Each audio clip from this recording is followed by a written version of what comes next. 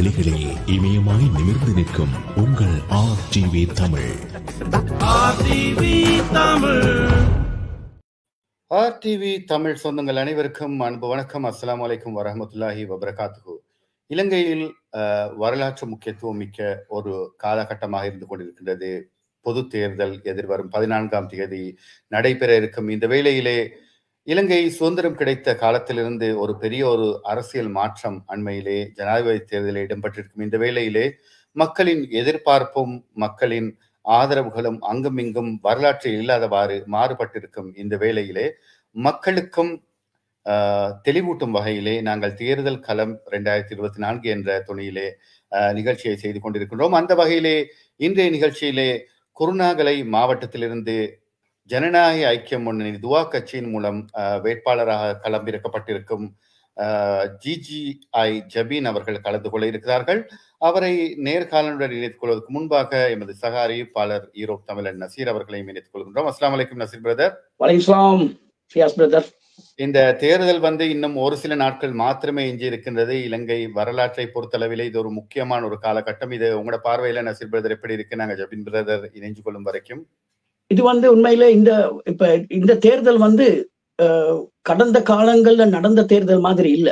இது ஒரு சர்ப்ரைஸான தேர்தல். ஏன்னு கேட்டா இது வருவாங்களா இல்லையா அந்த மாதிரி தான் ஒரு இதொன்று செய்தி ஒன்று போய்கொண்டு இருக்கு. நீ அதன் அடிப்படையில இவ்வளவு காலமாக மக்கள் பட்ட கஷ்டங்கள் துன்பங்கள் இதையெல்லாம் பார்க்கும் போது இப்ப மக்கள் எப்படி இருக்கிறாங்கன்னு கேட்டா செய்தி வட்டாரங்கள்ல பார்க்கும் போது இப்ப இவங்களுக்கு கொடுத்து பார்ப்போம், இப்ப இருக்கிற ஜனாதிபதி யாரு அவங்களுக்கு கொடுத்து பார்ப்போம் என்ற இடத்துலதான் நிறைய பேர் இருக்கிறத நாங்க பாக்குறோம். இன்றைக்கு யாழ்ப்பாணமா இருக்கட்டும், யாழ்ப்பாணத்துல உங்களுக்கு தெரியும் அந்த பாதையை திறந்து விட்டு இருக்கிறாங்க. உண்மையிலே தமிழ் மக்கள் பெரும் சந்தோஷத்தோட இருக்கிறாங்க. இத்தனை வருட காலமாக மூடி இருந்ததை இப்ப வந்திருக்க தலைவர் திறந்து இருக்கிறன்னு சொன்னாக்கா இதுல ஒரு சுதந்திரம் ஒன்று கிடைக்கிற மாதிரி மக்களுக்கு ஒரு எண்ணம் தோணுது. இனி அதன் அடிப்படையில நான் நினைக்கிறேன் இந்த முறை மக்கள் நிறைய பேர் இப்ப இருக்கிற ஜனாதிபதி தான் விரும்புறாங்கன்னு தான் நான் நினைக்கிறேன். ஊடகங்கள்ல பார்க்கும் போதும் கேட்கும் போதும் மக்கள் பேசும் போதும் இருந்தாலும் மேலே ஒருவனுக்குத்தான் தெரியும் என்ன நடக்கும் என்பதை. இருந்தாலும் பொறுத்திருந்தான் பார்க்க வேண்டும். சரி, நாங்க இப்ப GGI ஜபீன் பிரதர் அவர்களை இணைச்சுக் கொள்வோம். அவர்கிட்ட நாங்க நேரடியா பல கேள்விகளை கொடுக்கலாம். மக்களும் பல கேள்விகளை தொகுத்து அனுப்பி இருக்கிறாங்க. அவரை இணைச்சுக் கொள்வோம். அஸ்ஸலாமு அலைக்கும் ஜபீன் பிரதர். வலைக்கும் ஸலாம் வரஹ்மத்துல்லாஹி வபரகாத்துஹு. ஜபீன் பிரதர், நீங்க முதல் தடவையாக இந்த முறை அரசியல்ல காலடி வச்சிருக்கீங்க அப்படின்னு சொல்லி நினைக்கிறேன். நீங்க நேரடி அரசியல், அதாவது மறைமுகமா நீங்க அரசியல் கட்சிகளுக்கு வேலை செஞ்சிருக்கலாம், ஆனா நேரடி ஒரு தேர்தலில் போட்டியிடுறதுக்காக இணைஞ்சிருக்கிறீங்க. நீங்க அரசியல்ல வரணும் இந்த முறை அப்படின்னு சொல்லி நினைச்சதுக்கான பிரதான காரணம் என்ன? ஜஸாக்குமுல்லாஹ் ஹைர். முதல்ல RTV நேயர்கள் அனைவருக்கும் எனது சலாத்தை தெரிவித்துக் கொள்வதோட, இந்த அரசியல் களத்துல குருநாகல் மாவட்டத்துல உள்ளவங்களுக்காக வேண்டி மாவட்டத்தில் அனைவரையும் சந்திக்கும் வாய்ப்பு இல்லாத காரணத்தினால இந்த நேர்காணல்ல கண்டிப்பாக இணைஞ்சு கொண்டிருக்கிறேன். வேறு கட்சிகள்ல இருக்கக்கூடிய வேட்பாளர்களும் இணைஞ்சிருந்தால் அது அழகாக இருந்திருக்கும். நீங்க அதுக்கான முயற்சியும் செஞ்சீங்க. அவங்க சமூகம் தரையில்லைன்னு சொன்னாங்க. குருநாகல் மாவட்டத்துல கேட்கக்கூடிய வேட்பாளர்கள் ஏனையவர்கள் 2 பேரும் அவர்கள் இல்லாததுனால நான் அவர்கள பெயரை குறிப்பிட விரும்பவில்லை. ஆனால் மக்கள் சந்திப்பொண்டு ஊடாக அழைக்கிற நேரம் நாங்க கண்டிப்பா வர வேண்டும். நிர்பந்திக்கப்பட்ட காரணங்கள் இருந்தால் அதை முன்கூட்டி அறிவிக்க வேண்டும். அதோட உண்மையிலே சொல்ல போனா என்னுடைய அரசியல் வாழ்க்கை எனக்கு இப்ப 48 வயசாகுது. கிட்டத்தட்ட 30 வருஷமா நான் அரசியல்ல களத்திலே இருந்த ஒரு ஆள். நிறைய பாராளுமன்ற உறுப்பினர்கள், பிரதேச சபை உறுப்பினர்களை அந்தந்த தேர்தல் காலங்கள்ல அந்தந்த களத்துக்கு அவங்களை கொண்டு போய் சேர்த்திருக்கிறேன். ஒரு அரசியல் உருவாக்குனராத்தான் நான் இருந்திருக்கிறேன் ஒழிய இன்னொரு அரசியல்வாதிக்கு கீழே வேலை செஞ்சவராக நான் இருந்தில்லை. சில பிரதேசங்களுக்கு எப்படியான அரசியல்வாதி தேவையோ அப்படியான அரசியல்வாதியை நாங்க தேர்ந்தெடுத்து எங்கட மீடியா டீம் அவருடைய நலவு கொள்ளாபு சரளமா பேசுறேன்னு சொன்னா அவருடைய தன்மைகளை நாங்க ஆராய்ஞ்சு அவர் சமூகத்துக்காக இருப்பாரான்னு பார்த்து நாங்க அவங்கள களமிறக்கி இருக்கிறோம். அல்ஹம்துலில்லாஹ் அவங்க வெற்றி பெற்றும் இருக்கிறாங்க. வெற்றி பெறாதவர்கள் அதுக்குரிய அடுத்த கட்ட நகர்வுக்காக அவங்களுக்குரிய பொசிஷன் கிடைச்சும் இருக்குது. அந்த வகையில நான் சந்தோஷப்படுறேன்.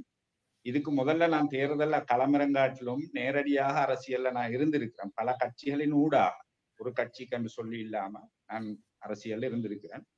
இந்த முறை நாட்டு சூழ்நிலை, அதே நேரத்துல இலங்கையில இன்றைக்கு இருக்கிற அரசியலுடைய நிலவரம் என்னன்னு சொன்னா ஒரு மாற்றம் தேவை. அதுல எந்த மாற்று கருத்தும் இல்லை, ஒரு மாற்றம் தேவை. அது பல கட்டங்களாக பிரிச்சு பேசக்கூடிய விஷயம். அந்த மாற்றத்துக்குள்ளேயும் எங்கட தனித்துவம் நிரூபிக்கப்பட வேண்டும் என்ற ஒரு சித்தாந்தம் இருக்குது. அந்த சித்தாந்தத்துல தான் நாங்களும் தேர்தலில் களமிறங்கி இருக்கிறோம். பழையவர்களை நாங்க வானான்னு சொன்னா புதிய உறுப்பினர்கள், எங்கட உரிமைக்காக வேண்டி புதிய உறுப்பினர்களை நாங்க பாராளுமன்றம் அனுப்ப வேணும். அனுப்புறது மக்களா இருக்கிறோம், நாங்க எங்களை அடையாளப்படுத்தி இருக்கிறோம். அதுதான். சரி, இப்ப நார்மலா இப்ப நீங்க சொல்ற மாதிரி அரசியலுக்கு எந்த ஒரு கட்சியில யாருக்கு கேட்கறதுக்கு ஜனநாயக உரிமை இருக்குது. இருந்தாலும் கூட இன்றைக்கு ஐக்கிய தேசிய கட்சி, அதுக்கு பிறகு சஜிபையா இருக்கலாம், பொகட்டுவையா இருக்கலாம், இந்த மாதிரி பிரதான கட்சிகள் இருக்குது. அதே நேரத்துல சில சமூகங்களை பிரதிநிதித்துவப்படுத்தக்கூடிய ஸ்ரீலங்கா முஸ்லிம் காங்கிரஸ், அகில இலங்கை மக்கள் காங்கிரஸ், இந்த மாதிரி கட்சிகள் எல்லாம் இருக்கும் பொழுது இன்னைக்கு ஓட்டு உடைக்கிறதுக்காக வேண்டி நிறைய இண்டிபெண்டன்ட் குரூப்ஸ், நிறைய புது புது கட்சிகள் எல்லாம் ஒவ்வொரு பகுதியிலையும் இறக்கி இருக்கிறாங்க, இந்த ஓட்டை சின்ன பின்னமாக்குறதுக்காக வேண்டி. அப்ப என்பிபின்ற ஒரு அரசாங்கம் முதல் தடவை அமைஞ்சிருக்குது. இதனால பாதிக்கப்பட போறது என்பிபியை விட சஜபையோ மற்ற கட்சிகளுக்கு தான் இது பாதிப்பா இருக்க போகுது. நீங்க அப்படி இருக்கும்போது இந்த பிரதான கட்சிகளும் இல்லாம, இந்த சமூகத்தை பிரதிநிதித்துவப்படுத்தக்கூடிய கட்சிகளும் இல்லாம இந்த துவா கட்சியை தேர்ந்தெடுத்ததுக்கான பிரதான காரணம் என்ன? இல்ல, உண்மையிலேயே சொல்ல போனா முதலாவது இந்த சுயாதீன குழுக்கள் போடுறது நீங்க சொல்ற மாதிரி ஒவ்வொரு ஏஜெண்டா இருக்கலாம். இது ஒரு சுயாதீனமாக அங்கீகாரம் பெறப்பட்ட ஒரு அரசியல் கட்சி. இது சுயாதீன கட்சி அல்ல, இது ஒரு கட்சி, இலங்கையில் இருக்கக்கூடிய கட்சி. அதே நேரத்துல எங்களுக்கு நாங்க இதுக்கு முதல்ல ஆதரவு கொடுத்த பெருங்கட்சிகளே நாங்க வாய்ப்பு கேட்டோம். அதுக்கான வாய்ப்பு கிடைக்கையில் அது ஒரு நீண்ட ஸ்டோரி, அதை சொல்லலாம். அதே நேரத்துல இன்றைக்கு மக்கள் அந்த பாரம்பரியத்தை விரும்ப இல்லை, பாரம்பரிய கட்சிகளை விரும்ப இல்லை. மக்கள் ஒரு புது மாற்றத்துல புது முகங்களை எதிர்பார்க்குது. இன்றைக்கு மக்கள் யாரும் எந்த கட்சியும் சார்ந்து இல்லை. இன்றைக்கு என்பிபி ஆதரிச்சவங்க நாளைக்கு வேறொரு பக்கம் ஆதரிக்கிறதுக்கு வாய்ப்பு இருக்குது. அதே நேரத்துல யாருடைய வாக்கையும் நாங்கள் உடைக்க வேண்டிய அவசியம் இல்லை. நாட்டுல 35-37 லட்சம் மக்கள் வாக்களிக்காதவங்க இருக்கிறாங்க, எந்த கட்சிக்கும் வாக்களிக்காதவங்க. அவங்களுக்கு ஒரு நியோஜனை வேணும் தானே.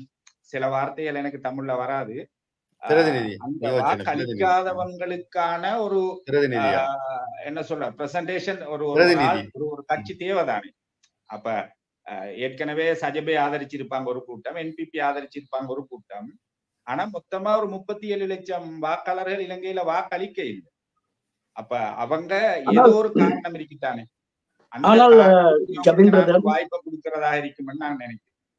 ஆனால் ஜபீன் பிரதர், இப்ப நீங்க இருக்கிற கட்சி, இப்ப நீங்க தேர்ந்தெடுக்கிற கட்சி, நீங்க இப்ப இந்த அரசியலுக்கு வர முந்தி இப்ப உங்களுக்கு வெற்றி கிடைக்க வேணும்னு நாங்க பிரார்த்திக்கிறோம். அதே போல இப்ப நீங்க இந்த அரசியலுக்கு இவ்வளவு காலமா நீங்க இருந்து, இப்ப உங்களுக்கு 48 வயசு வரைக்கும் இருந்துட்டு நீங்க இப்ப இறங்குவதற்கு காரணம் என்ன? அதே போல நீங்க ஒரு சமூக சேவையாளர் என்று நீங்க சொல்றீங்க.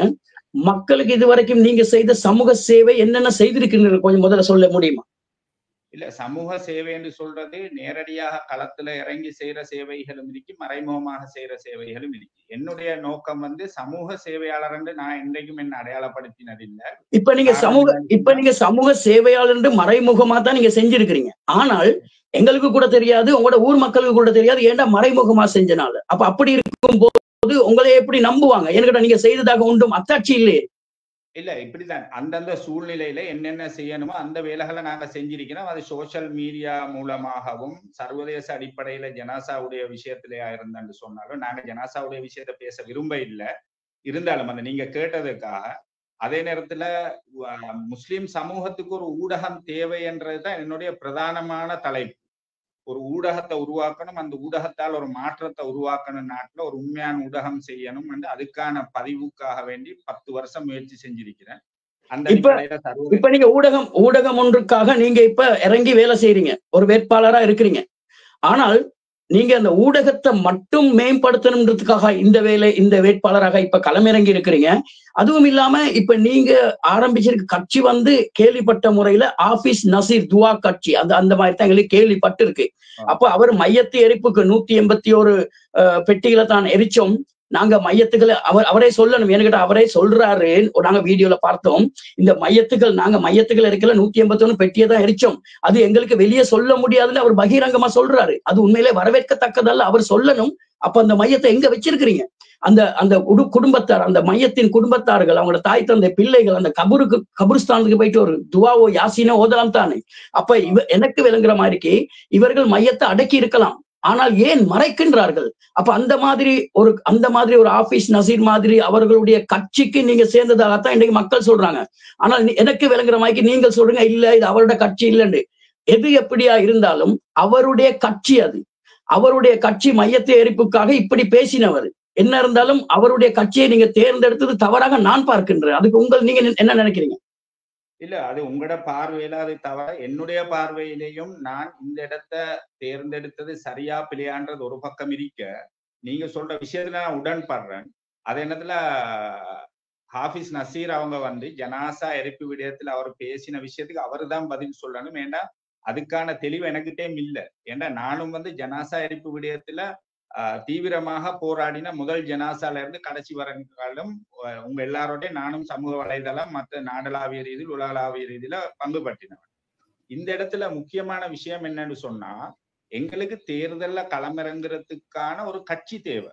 அந்த கட்சியினுடைய தலைவர் ஹாஃபிஸ் நசீர் அல்ல, அந்த கட்சியினுடைய உருவாக்குனர், அதாவது ஃபவுண்டர் தான் ஹாஃபிஸ் நசீர்.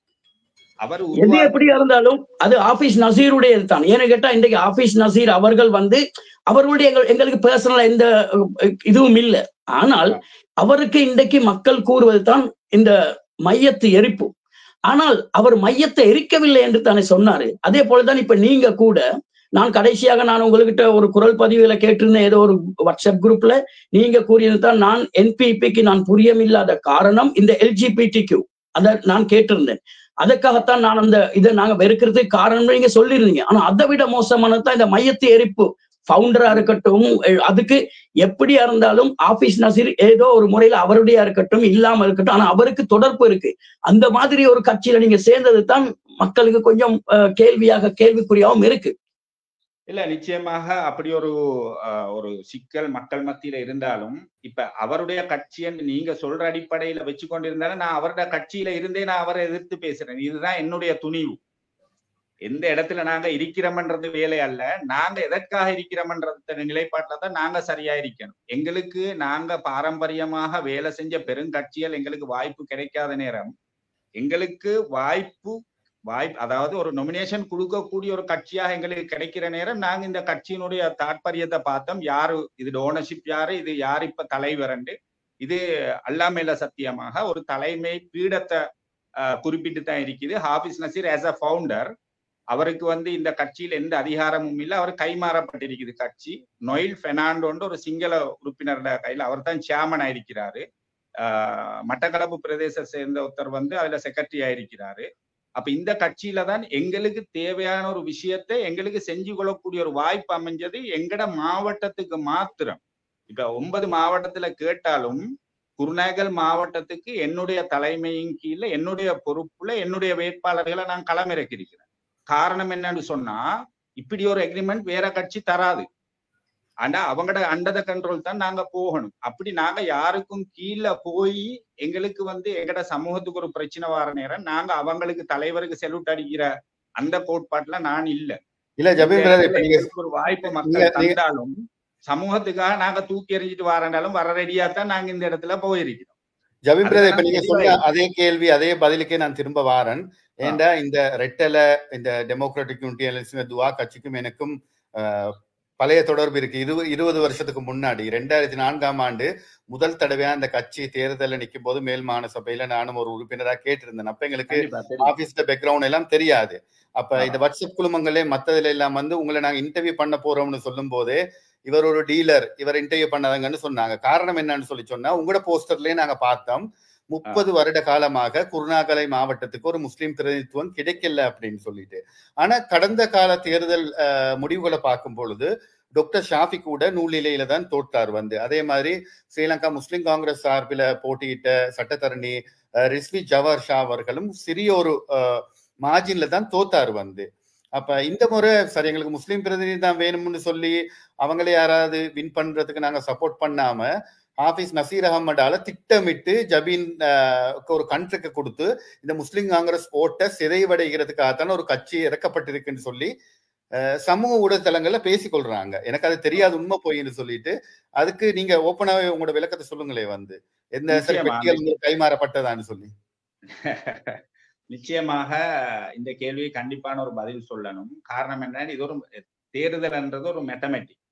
அப்ப இங்க 48,000 வாக்குகள் டாக்டர் ஷாஃபி அவங்க எடுத்தது. நாங்க டாக்டர் ஷாஃபி அவங்களுக்கு தான் வேலை செஞ்சோம். அவரால் வெற்றி பெற முடியாமல் போனது. கட்சி, அதாவது ஆளும் தரப்பாக வந்திருந்தால் 48,000, 49, 50,000 பாராளுமன்றத்துல கடைசி உறுப்பினராக போகலாம்.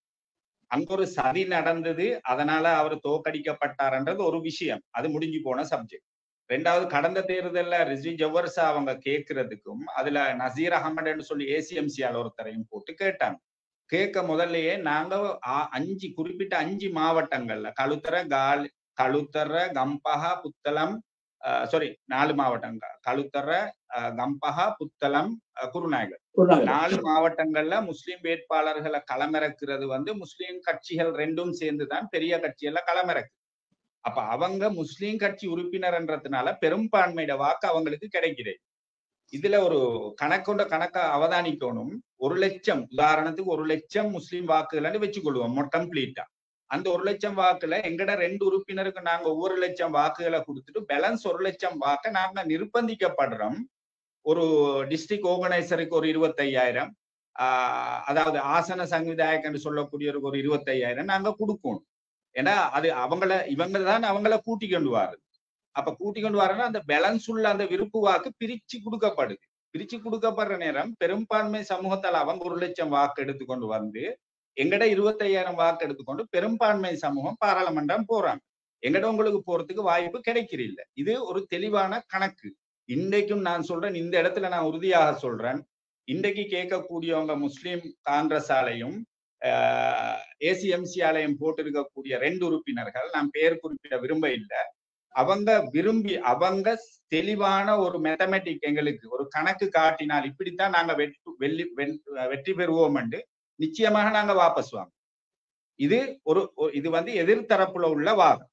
ஆளும் தரப்புல எடுத்துக்கொண்டு சொன்னா, இன்றைக்கு என்பிபியால் ஒரு வேட்பாளரை போட்டிருக்குது, அவருக்கு ஒரு நம்பர் கொடுக்கப்பட்டிருக்குது. இப்ப நான் குருநாகல் மாவட்டத்துல பரவலாக உலாவி திரிகிறவன், பெரும்பான்மை சமூகம் இருக்கிற ஊர்கள்ல அவருடைய நம்பர் இல்லை, அவருடைய நம்பர் மறைக்கப்பட்டிருக்கு. முஸ்லிம் பிரதேசத்துல மட்டும் அவருடைய நம்பரை போட்டு வச்சிருக்கு. அப்ப இப்படி போட்டதாலையும் இப்ப எங்கட மக்கள் நாங்க சொல்லுவோமே, அவருக்குத்தான் 50,000 வாக்கு கொடுத்தாலும் 9 சீட் கிடைக்குது. 9 சீட் ஆளுங்கட்சிக்கு கிடைக்க போல அந்த 9வது சீட் குறைஞ்சபட்சம் 50,000 வாக்கு எடுத்திருக்கணும். எடுத்திருந்தாலும் சறுக்கிறதுக்கு வாய்ப்பு இருக்குது. மேல இருக்கக்கூடிய வீதாசார அடிப்படையில 9 பேருக்கு கிடைக்கிற வாக்கு வீதத்தை அடிப்படையில சில வேளை இவர் ஒரு 70,000 எடுக்க வேண்டி வரும்.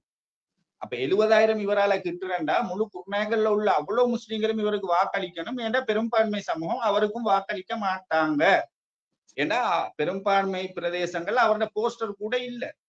இப்ப நான் இந்த இடத்துல நாங்க சொல்றது என்னன்னு சொன்னா, நாங்க எந்த கட்சியும் எதிர்க்க இல்லை. ஆளுங்கட்சி அவங்க அழகாக நாட்டை செய்யட்டும், ஒரு மாற்றம் வரட்டும், அதுக்காக நாங்களும் அவங்களுக்கு ஒத்துழைக்கிறோம். நாங்க அந்த கட்சியினுடைய கோட்பாடுகளை எதிர்த்தாலும் இன்னைக்கு அல்லாவுடைய ஏற்பாடு அவங்களுக்கு ஒரு ஆட்சி கொடுக்கப்பட்டிருக்கு. அதை நாங்களும் ஏற்றுக்கொள்ளத்தான் வேணும். அவர் அவங்கட ஜனாதிபதி மட்டுமல்ல, எங்கடையும் ஜனாதிபதி தான். அப்ப நாளைக்கு பாராளுமன்றம் அமைக்கிற நேரம் முஸ்லிம் உறுப்பினர் 30 வருஷமாக குருநாகல் மாவட்டத்துல இல்லாததுனால இந்த மாவட்ட மக்கள் படுற அவதியை நான் உணர்ந்திருக்கு. அப்ப இந்த மாவட்டத்துக்கு ஒரு உறுப்பினரை எடுக்கிறதுக்கு என்ன மெத்தமெட்டிக்கோ அந்த மெத்தமெட்டிக்ல தான் நாங்க அந்த தேர்தல்லாம் களமிறங்கணும். சும்மா எடுத்தமாக தான் போஸ்டர்ல வெற்றி வேட்பாளரை அடிச்சு போட்டு 4 பேரை கூட்டி கொண்டு வந்து அவருக்கும் கொடுங்க இவருக்கும் கொடுங்கன்னு கையை காட்டி போட்டு எங்கட வாக்கு எடுத்துக்கொண்டு நாங்க வீட்டுக்கு போறோம். இதுதான் வளமையா நடந்து கொண்டிருக்கு. கடந்த முறை தேர்தல் நேரம் அவ்வளவு இனவாத பிரச்சனை இருக்கிற நேரம் கூட பாரிய முயற்சி ஒன்று எடுத்த நான் எங்கட ஃபஸ்மின் பிரதர், அதே நேரத்தில் இந்த முறை வேட்பாளராக இருக்கக்கூடிய முசம்மில் சார், நலவு செஞ்ச இடத்துல அவரோட பேர் சொல்லத்தானே வேணும். எங்களோட சேர்ந்து போராடின ஒரு மனுஷன் தான் கூட்டாக ஒரு கூட்டணி, சிறுபான்மை கூட்டணி களமிறங்கணும் குருநாகல்ல. அதுட வாய்ப்பு புத்தளத்துல கிடைச்சவரு தவறு செஞ்சிருக்கலாம் அரசியல்ல, அதை பத்தி நாம் பேச வர இல்லை. நல்லவர்களை அனுப்பி கொள்றதுக்கு மக்களும் தெரிஞ்சு கொள்ளணும் தானே. அப்ப சமூக உரிமைக்காக பேசக்கூடியவனும் இவன் பேசுவான், இல்லை இவன் போராடுவான், இவன் இதுக்காக இவன் உசுரை கொடுத்து சரி போராடுவான் சமூகத்துக்காக அந்த எண்ணம் இருந்தன்னு சொன்னா மக்கள் வாக்களிப்பாங்க. சரி, இப்ப நீங்க சொல்ற மாதிரி இப்ப உங்களோட துவா கட்சி, உண்மையிலே இந்த கட்சி நீங்க எப்படித்தான் என்னத்தான் சொன்னாலும் இது பின்னால இருக்கிறது எப்படி போனாலும் ஆபீஸ் நசீர். அப்ப நீங்க ஒரு சமூக சேவையாளர். அப்ப இவர் பேசிய அந்த மையத்து எரிப்பு நாங்க பேசுவோமே, இந்த மையத்து எரிப்பு 181 பெட்டியை மட்டும் தான் எரிச்சேன்னு அவர் சொன்னாரு. ஆனா இதுக்கு கேட்கறதுக்கு ஒரு ஆம்பளை இல்லையா? ஆபீஸ் நசீர் கிட்ட இங்க வாங்க, நீங்க 81 பெட்டியை 181 பெட்டியை தானே எரிச்சேன்னு சொன்னீங்க, அந்த 181 மையத்துக்களை எங்க வச்சுக்கிட்டு கேட்கறதுக்கு ஒரு நாதி இல்லையா? நீங்களும் ஒரு சமூக சேவையாளர் தானே, நீங்களும் ஒரு ஊடகத்தை பண்றவர் தானே, உங்களுக்காவது கேட்கறதுக்கு ஒரு அருகதை இல்லையான்னு இங்க கேட்க தோணுது. ஏன்னு கேட்டா இது ஒரு கவலையான விடயம். அந்த மையத்து எரிப்புல மக்கள் ரத்த கண்ணீர் வடிச்சாங்க தானே. இவர் சும்மா ஜாலியா உட்கார்ந்து கேமரா முன்னுக்கு மைக் முன்னுக்கு வச்சு இவர் பேசுவாரு, இப்படித்தான் மையத்தை நாங்க எரிக்கல, பெட்டிகளை மட்டும்தான் எரிக்கணும்னு சொன்னா இது எப்படி அந்த மக்கள் ஏற்றுக்கொள்ளுவாங்க?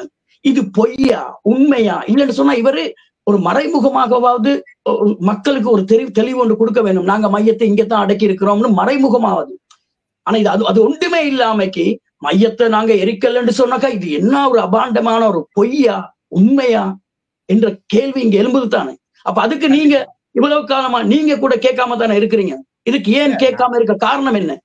இல்ல நாங்க கேட்காம இருக்கிறேன்னு சொல்லி நீங்க சொன்னதுக்கு நாங்க கேட்டமா இல்லைன்றது எங்களுக்கு தானே தெரியும். அப்ப நாங்க அவர்கிட்ட இந்த மையத்தெரிப்பு சம்பந்தமாக கேட்ட நேரம் அந்த சிச்சுவேஷன்ல அந்த அரசாங்கத்தால இருந்த நிர்பந்த நிலையில நாங்க பேசினோம்னு ஒரு வார்த்தை ஒன்று அவர் எங்கள்கிட்ட சொன்னாரு. இதை நான் சொல்ல பயப்படுறேன் இல்ல. ஆனால் அந்த நிர்பந்த நிலைக்காக நாம தலை குனிஞ்சு போறேன்டா அந்த அரசியல் எங்களுக்கு தேவையில்லை. அதுல நான் தெளிவா இருக்கிறேன். நான் சொன்ன நான் இருக்கிற இடம் எங்கன்றதல்ல பிரச்சனை, என்னத்துக்காக இருக்கிறன்றதுதான் பிரச்சனை. அது நீங்க சொல்ற மாதிரி ஹாஃபிஸ் நசீர் எங்கட கட்சி தலைவர் நீங்க தான் சொல்றீங்க, இந்த கட்சிக்கு அவர் தலைவர் இல்லைன்னு நான் சொல்றேன். ஆஸ் அ ஃபவுண்டர் அவரோட சப்ஜெக்ட் முடியுது என்னன்னு சொன்னா 3 கட்சியோட ஃபவுண்டர் அஸ்ரப் சார் தான். எந்த கட்சி? நுவா, தராசு, முஸ்லிம் காங்கிரஸ். இந்த 3 கட்சியும் உருவாக்கினது தலைவர் அஸ்ரப் சார். அவர் உருவாக்கின கட்சிக்கு ஃபவுண்டர் அவர் தான். அவர் மௌத்தா போனாலும் அப்ப அந்த ஃபவுண்டர் இப்ப நான் ரெண்டிவிட ஃபவுண்டர் நான் ஒரு கட்சி உருவாக்கி இருக்கிறேன், அதோட ஃபவுண்டர் நான் பேசக்கூடாது. எங்கட டீம் இருந்தாலும் அந்த இடத்துல ஃபவுண்டர் ஃபவுண்டர் என்ற பேர் தான் இருக்குது. அப்ப எந்த பேர் நான் என்ன தவறு செஞ்சாலும் எந்த ஊடகத்தை வேறொருத்தட கை மாறினாலும் ஃபவுண்டர் தான், அதை மாத்த இயலாது. அப்ப இந்த இடத்துல நான் சொல்றேன் எங்கட தலைவர் ஹாஃபிஸ் நசீர் அல்லண்டு இப்ப அவரோட கட்சியாக நீங்க நினைச்சு கொண்டிருக்கிற கட்சியில இருந்து நான் வேட்பாளராக இருந்து நான் பேசுறேன்.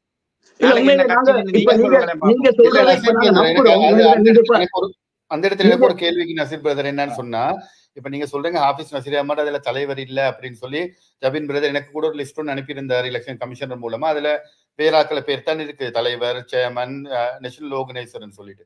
ஆனா எனக்கு ஒரே ஒரு சந்தேகம் ஜபீன் பிரதர், சாதாரணமாக ஒரு கட்சியில தலைவரா இருக்கலாம், தவிசாளரா இருக்கலாம், ஆர்கனைசரா இருக்கலாம், எல்லாரும் பப்ளிக்கு தெரிஞ்சவங்களா இருப்பாங்க, இல்லாட்டி பப்ளிக்ல அரசியல் பேசுறவங்களா இருப்பாங்க. ஆனா அந்த உங்களோட லிஸ்ட்ல இருக்கிற யாருக்குமே தெரியாதவங்க, யாருமே அரசியலுக்கு மேடையில பேசினவங்களோ ஒன்றுமே இல்லாதவங்க. அதனாலதான் நீங்க ஹாஃபிஸ் நசீர் பினாமிகள் சொல்லி மக்கள் நேரடியா குற்றம் சாட்டுறது ஒரு காரணமா இருக்குது. நிச்சயமா காசு கீசு கிடைச்சிருச்சோ வாங்குவோமே. இல்ல உண்மையிலே சொல்லனா உங்களோட கேள்வி நியாயம். ஆனா கட்சிகள் பதியப்படுற சில நோக்கங்கள் இருக்குது. சிலருடைய அரசியல் தேவைக்காக, சிலருடைய வெளிநாட்டு தொழில் தேவைகளுக்காக. இப்ப உண்மையிலே நான் தேர்தல்ல களமிறங்குறதுக்கு காரணம் ஒரு 2-3 விஷயம்தான். குறிப்பாக முஸ்லிம் சமூகத்துக்கு ஒரு ஊடகம் தேவைன்றது உண்டு. அடுத்த முஸ்லிம் பாடசாலைகள கல்வி பின்தங்கின நிலைமையிலேயே அதுக்கு ஒரு பாரிய பங்களிப்பு செலுத்த வேண்டும். வாலிபர்களை தொழில் பயிற்சிக்காக, உலக தொழில் சந்தைக்காக வளர்க்கப்படுறாங்க. இல்லை நான் அந்த அவுட் ஆஃப் ட்ராக் போறனோ தெரியாது, நான் சொல்றேன் என்னுடைய நோக்கத்தை. அப்ப முஸ்லிம் சமூகத்துல எதிர்கால சந்ததிகள் வாலிபர்களுக்கு இன்றைக்கு அவங்க இந்த வியாபாரத்தை நம்பி இருக்கேல, அது அரச துறையில தொழில் வழிகாட்டல்கள் நடக்கணும். அதுக்காக பாடசாலைகள் அதுக்குரிய வழிகாட்டல்களை செய்யணும். இப்ப இந்த விஷயத்த அழுத்தமா திருத்தமா பேசுறதுக்கு கூட எங்களுக்கு ஒரு முஸ்லிம் பாராளுமன்ற உறுப்பினர் இல்ல, பெரும்பான்மை உறுப்பினர்கிட்ட போய் எங்க ஸ்கூலுக்கு ஒரு பில்லின தாங்கன்னா அரசாங்கத்துல கொடுக்குற பில்லின தருவாங்க, 10 கம்ப்யூட்டர் தருவாங்க, இல்லைன்னு சொல்ல இல்ல. உணர்வு பூர்வமாக அந்த தேவைப்பட்ட விஷயத்தையும் குறைபாடான ஆசிரியர் பற்றாக்குறைகளையும் அலசி ஆராய்ஞ்சி திரிஞ்சி அந்த ஆளை கொண்டு வந்து சேர்க்கிறதுக்கு எங்களுக்கு எங்கட உறுப்பினர் ஒன்று தேவை. கல்வியை முன்னிறுத்தினால் தானே ஒழிய நாட்டுல எங்கட சமூகம் தலைகாக்கப்படும்ன்றதை தவிர வேற மாற்று வழி இல்லை. கல்வியும் அரசியலும் ஆன்மீகமும் எங்களுக்குள்ள நாங்க எங்கட பக்குவத்தோட இருக்கணும். இந்த 3 விஷயத்தை நாங்க தவறினோம் என்று சொன்னா எங்கட சமூகம் போற இடம் எங்களுக்கு இன்றைக்கு ஊர்களை பார்க்க கொள்ள எங்கட வாலிபர்களுக்கு உண்மையிலே சொல்ல போனா இப்ப நாங்க தேர்தல்ல களமிறங்கி இருக்கிறோம். எங்களுக்கிட்ட கேட்கறது என்னன்னா, எடுங்க வாகனம், அடிங்க போஸ்டர். நாட்டுல என்ன சட்டமன்றே தெரியும் அவங்களுக்கு. இன்னைக்கு ஒரு கேண்டிடேட்டுக்கு கூட கேண்டிடேட் கார்டை எடுத்துட்டு போய் கேன்வசிங் பண்ண இல்லாத ஒரு சூழ்நிலையில சட்டம் இறுக்கமா இருக்கு. அப்ப எப்படி நாங்க இந்த கேம்பெயினை செய்யணும்னு சொன்னா எங்கட தொண்டர்கள், அதாவது எங்களுக்கு ஆதரவாளர்கள் தான் எங்களுக்காக வாக்கு கேட்டு போகணுமா? இது சாத்தியமா? அரசியல்ல இது சாத்தியமா? நாங்க வராட்டியும் மக்கள் கோவிச்சு கொள்றாங்க, நாங்க போனாலும் அரசாங்கத்தால பிரச்சனை இருக்குது. சிலவங்க அந்த யூடர்ன் போட்டு போறாங்க, நிறைய போஸ்டர் அடிச்சிருக்கு, போஸ்டர் தடை பண்ணிருக்கு, பேனர் கட் அவுட் தடை பண்ணிருக்கு. அப்ப தடை பண்ணின விஷயங்களை நாங்க செய்வோம் என்று சொன்னால் அது அரசியலுக்கு அழகு இல்லை. அப்ப முதல்ல நாங்க மாறி இருக்கணுமே மாற்றம் உருவாகிறதுக்கு. அப்ப சட்டத்தை போட்டு அவங்களே சட்டத்தை மீறாங்கன்னு எங்களுக்கு விளங்கினாலும் நாங்க சட்டத்தை மீற இல்லை, நாங்க சட்டத்துக்குள்ளதான் இருக்கிறோம். இப்ப நீங்க கேட்ட விஷயத்துல எங்களுக்கு நான் இப்ப திரும்ப திரும்ப சொன்னேன், நாங்க இந்த ஹாஃபிஸ் நசீர் விஷயத்துல அந்த விஷயத்தை தான் பேசுறேன்னு சொன்னா பேசி வேலை இல்லை. ஏன்னா எனக்கு தெரிஞ்சதை தான் சொல்லலாம். இந்த இடத்துல இருந்து நான் சொல்றேன்னா, ஹாஃபிஸ் நசீர் கட்சியாக இருக்கலாம், நான் அதுல வேட்பாளராக இருக்கலாம், அவருக்கு அதிகாரம் இருக்கிறேன்னு சொன்னா என்ன நாளைக்கு நீக்க சொல்லுங்க பாப்பா. இது சேலஞ்ச். ஏன் அப்படி சொல்றேன்னு சொன்னா, அந்த மாதிரியான ஒரு சிஸ்டமேட்டிக்கா தான் நான் இந்த தேர்தல்ல களமிறங்கிருக்கேன். என்ன செய்யணுமோ அந்த சட்ட சிக்கலை பார்த்து அதுக்கேற்ற மாதிரி தான் நான் களமிறங்கிருக்கேன். ஆகவே மக்கள் ஹாஃபிஸ் நசீருக்கெல்லாம் வாக்களிக்கிறது, எங்களுக்கு தான் வாக்களிக்கிறது. எங்கட வாக்கெடுத்துட்டு அவருக்கு நேஷனல் சீட் போகவும் மேலாது. அப்படி போறதுக்குரிய சூழ்நிலையை நாங்க உருவாக்கவும் மாட்டோம். அவங்கட என்ன நேஷனல் சீட்டும் ஒவ்வொரு டிஸ்ட்ரிக்ட்லயும் முதன்மை வேட்பாளராக கூடுதலாக வாக்கெடுக்கிறவங்க தான் போகணும்னு இந்த கட்சி இந்த தலைமை பீட முடிவெடுத்திருக்கு. சரி, அப்படி இருக்கும் போது நீங்க இப்ப தனக்கான ஒரு கட்சியை ஆரம்பிச்சிருக்கிறீங்க, ஏன் உங்களால சேர்ந்து போக முடியாது? அதாவது SLMCயா இருக்கட்டும், ACMCயா இருக்கட்டும், ஏன் இவங்களுடைய இவங்க இலங்கையில முஸ்லிம் ஒரு அரசியல் கட்சியாக பேசப்பட்டவர்கள் தானே, ஏன் உங்களால இவர்களோடு சேர்ந்து பயணிக்க முடியவில்லை? நீங்க தனியாக போறதுக்கு காரணம் என்ன? இவங்கள்ட்ட உங்களுக்கு சப்போர்ட் கிடைக்கலையா? இப்ப நீங்க 48 வயசு வரைக்கும் இருந்துட்டு இவங்களெல்லாம் 30 வருஷமா இருக்கிறாங்க. எங்களுடைய இப்ப இருக்கிற அரசியல்வாதிகள் SLMC, ACMC இவங்களெல்லாம் அந்த காலத்துல இருந்து இருக்கிறாங்க. அப்ப அவங்களால கொஞ்சம் கூட உங்களுக்கு ரெஸ்பெக்ட் உண்டு, உங்களோட படிப்புக்கு உங்களோட அறிவுக்குன்னு சொல்லி அவங்களால கொஞ்சம் ஒரு இதாவது உங்களுக்கு கிடைக்கலையா? எங்கட தெரிஞ்ச பொடியன், எங்கட முஸ்லிம் பொடியன், இவனுக்கு நாங்க எங்கட உதவியை சொல்லி இதுவரைக்கும் அவங்க எந்த உதவியும் உங்களுக்கு செய்யலையே, அதுக்கு காரணம் என்ன? கண்டிப்பா நல்ல ஒரு கேள்வி. இப்ப உண்மையிலே என்னுடைய இந்த முஸ்லிம் அரசியல் நிலைப்பாடு என்று சொல்றதுல 2 விஷயம் இருக்கு. முஸ்லிம் கட்சிகள் என்று சொல்லி தென் பகுதியில முஸ்லிம் கட்சிகள் களமிறங்க வேண்டிய அவசியமாக நான் பார்க்க இல்லை. அது பதில் தெளிவா உங்களுக்கு. தென் பகுதியில வடக்கிலையும் கிழக்கிலையும் மரமும் மயிலும் மட்டுப்படுத்தப்பட வேண்டும். இது என்னுடைய அரசியல் சிந்தனை. அவங்க இங்கால அரசியல் செய்ய தேவையில்லைன்னா இங்க அவங்களுக்கு வாக்கு இல்லை. இப்ப குருநாகல்ல 10,000 வாக்கை வச்சு கொண்டு அவங்க மத்த கட்சிக்காரன வாக்குகளை நிர்பந்தத்தின் பேர்ல வாங்கி கொண்டு எங்களுக்கு 49,000 பேர் இருக்கிறாங்க, அங்க போய் தூக்கி காட்டி பல்ல புடிங்கிட்டு போறது. அப்ப இந்த விளையாட்டுக்கு நாங்க உடன்படையில்லாது. நாங்க அரசியல்ல தெளிவாக இருக்கிறோம். இலங்கையில வடக்குக்கும் கிழக்குக்கும் சில சிக்கல் இருக்குது. அந்த 2 மாவட்ட மாகாணங்களுக்கு இடையில 2 இனங்களுக்கு இடையிலான சில சிக்கல் இருக்குது. ஆகவே அந்த அடிப்படையில அங்க தனித்துவமான அரசியல் அவங்க செய்யத்தான் வேண்டும், அதுல எந்த மாற்று கருத்தும் இல்லை. ஆனால் அந்த கட்சி வேட்பாளர்கள் இங்க களமிறங்கி இங்க பாரம்பரியமா இருக்கிற கட்சி வேட்பாளர்களோட வாய்ப்பை அவங்க தட்டி பறிக்கிறாங்க. அதால அவங்க வெல்றதும் இல்ல, மத்தவனுக்கு போறதுக்கு வாய்ப்பும் இல்லை. இங்க இதே பிரதேசத்துல இந்த மாவட்டங்கள்ல சஜபையால அல்லது UMP என்று சொல்லி ஒரு வேட்பாளரை போட்டு பாருங்க பாப்போம், நிச்சயமா வெற்றி பெறுவாங்க, பெரும்பான்மை வாக்களிப்பாங்க. இப்ப என்பிபியை நான் குறிப்பிட இல்லைன்னு சொன்னா என்பிபி ஆளுந்தரப்பா இருக்கிறதுனால நான் அதை குறிப்பிட விரும்ப இல்லை. ஏனைய கட்சிகள்ல பெருங்கட்சியில அந்த கட்சிக்குரிய வேட்பாளர்களை போட்டா அவங்க களமிறங்கினா அவங்க வெற்றி பெறுவாங்க, பெரும்பான்மை மக்கள் வாக்களிப்பாங்க. இப்ப என்னுடைய கருத்து என்னன்னா, நாங்க அவங்களோட இணக்கப்பாட்டுல போக இயலாது. முஸ்லீம் காங்கிரஸோட இணக்கப்பாட்டுல போறதுக்கு அவங்க முதலாவது அந்த முஸ்லீம் காங்கிரஸ்ன்றதுல அந்த முஸ்லீம் என்ற பேரையே ஓரமாக்கணும்னு சொல்றவன் தான் நான். கட்டாயம் என்னன்னு சொன்னா அது ஒரு சமூகத்துக்கு அல்லாவால வழங்கப்பட்ட பேர். அப்ப அவங்க அவங்களோட கட்சிக்குரிய உறுப்பினர்களை எடுக்கக்குள்ளேயே அவங்க மார்க்க வரையறையோட அவங்க அதை பின்பற்றி கொண்டு வரணும். காரணம் என்னன்னு சொன்னா அவங்க கிழமைக்கு கிழமை மாசம் மாசம் அவங்க ஒரு டீமை வச்சு அவங்களோட உறுப்பினர்கள் என்ன செய்யறாங்க, பார் வச்சிக்கிறானா, பொம்பளை பின்னால போறானா, பள்ளிக்காணிய பிடிச்சிக்கிறானா, வக்கூப் காணிய பிடிச்சிருக்கானா, இவனை என்ன செய்யறானு, இவனை சமூக துரோகமான வேலைகள் செய்யறானுங்களா, பெரும்பாவத்துல ஈடுபட்டு இந்த ஆய்வு அறிக்கை தர சொல்லுங்களேன் பாப்போம். முஸ்லீம் காங்கிரஸ் ஏசிஎம்சிக்கு தர சொல்லுங்களேன் பாப்போம். தந்தா நாங்க அவங்களுக்கு ஒத்துழைப்போம். இந்த விஷயம் இப்ப நான் கேட்கிறேன் பிரதர், இப்ப ஏசிஎம்சி எடுத்து பார்த்தாலும் அதே போல எஸ்எல்எம்சி, இப்ப இந்த எஸ்எல்எம்சில இருந்து வந்தவங்க தான் இந்த ஆபீஸ் நாசீர், ரிஷாத் பாதுர், இவங்க எல்லாம் அந்த அந்த அதாவது மர்ஹூம் அஷ்ரப் அவர்களுடைய கட்சியிலிருந்து தான் வந்தவர்கள், அந்த மரத்தில் முளைத்த காய்கள் தான்.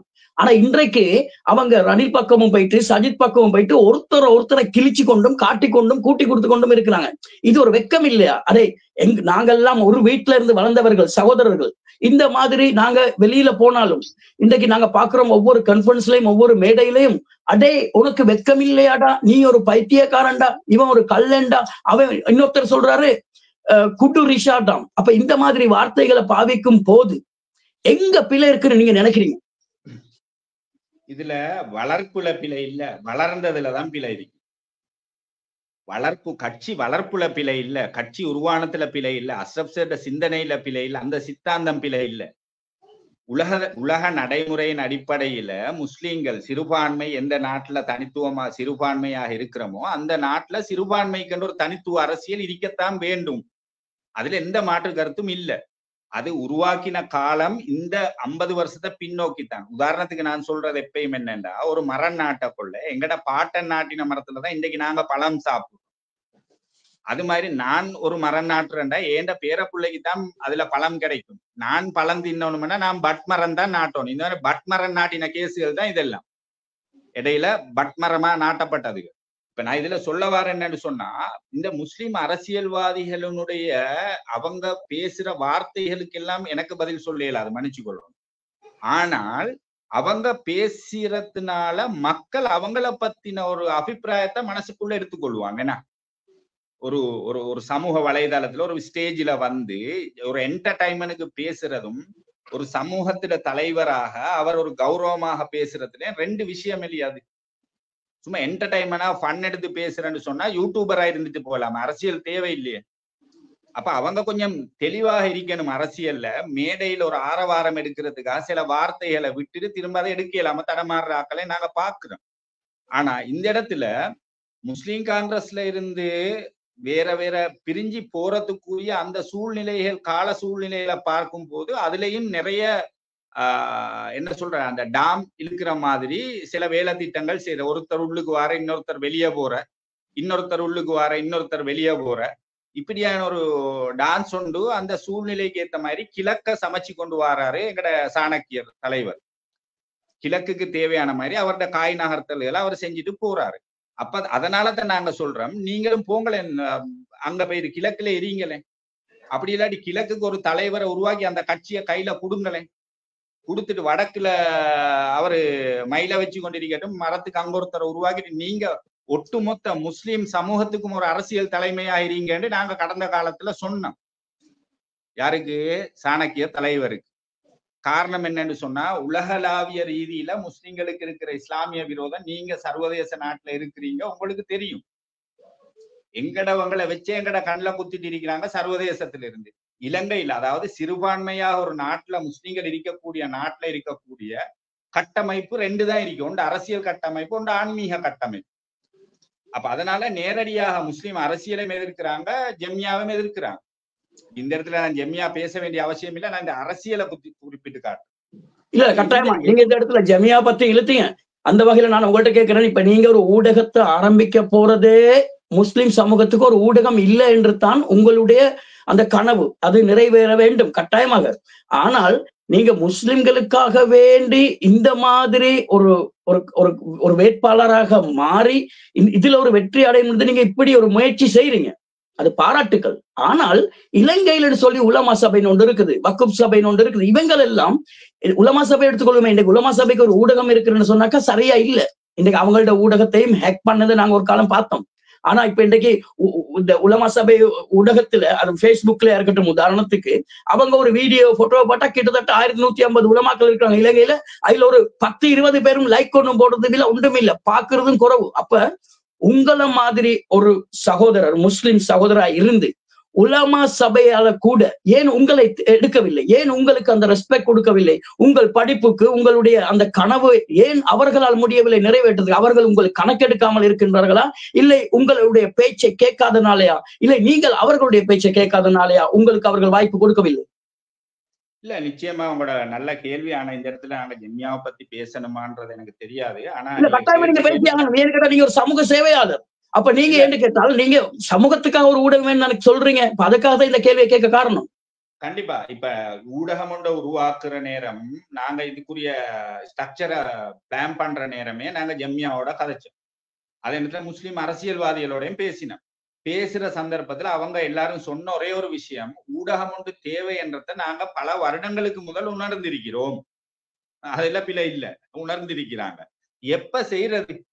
அப்ப செய்யறதுக்குரிய டோட்டல் சப்ஜெக்டோட ஃபுல்லா ப்ரோக்ராம் லிஸ்ட் அவுட் பண்ணி அதுக்குரிய யார் யார் பிரசன்டேஷன் பண்ணணும், எப்படி செய்யணும், இதுல மார்க்க விஷயங்களை நீங்க ஜெம்யாவை முன்னின்று செய்யுங்க.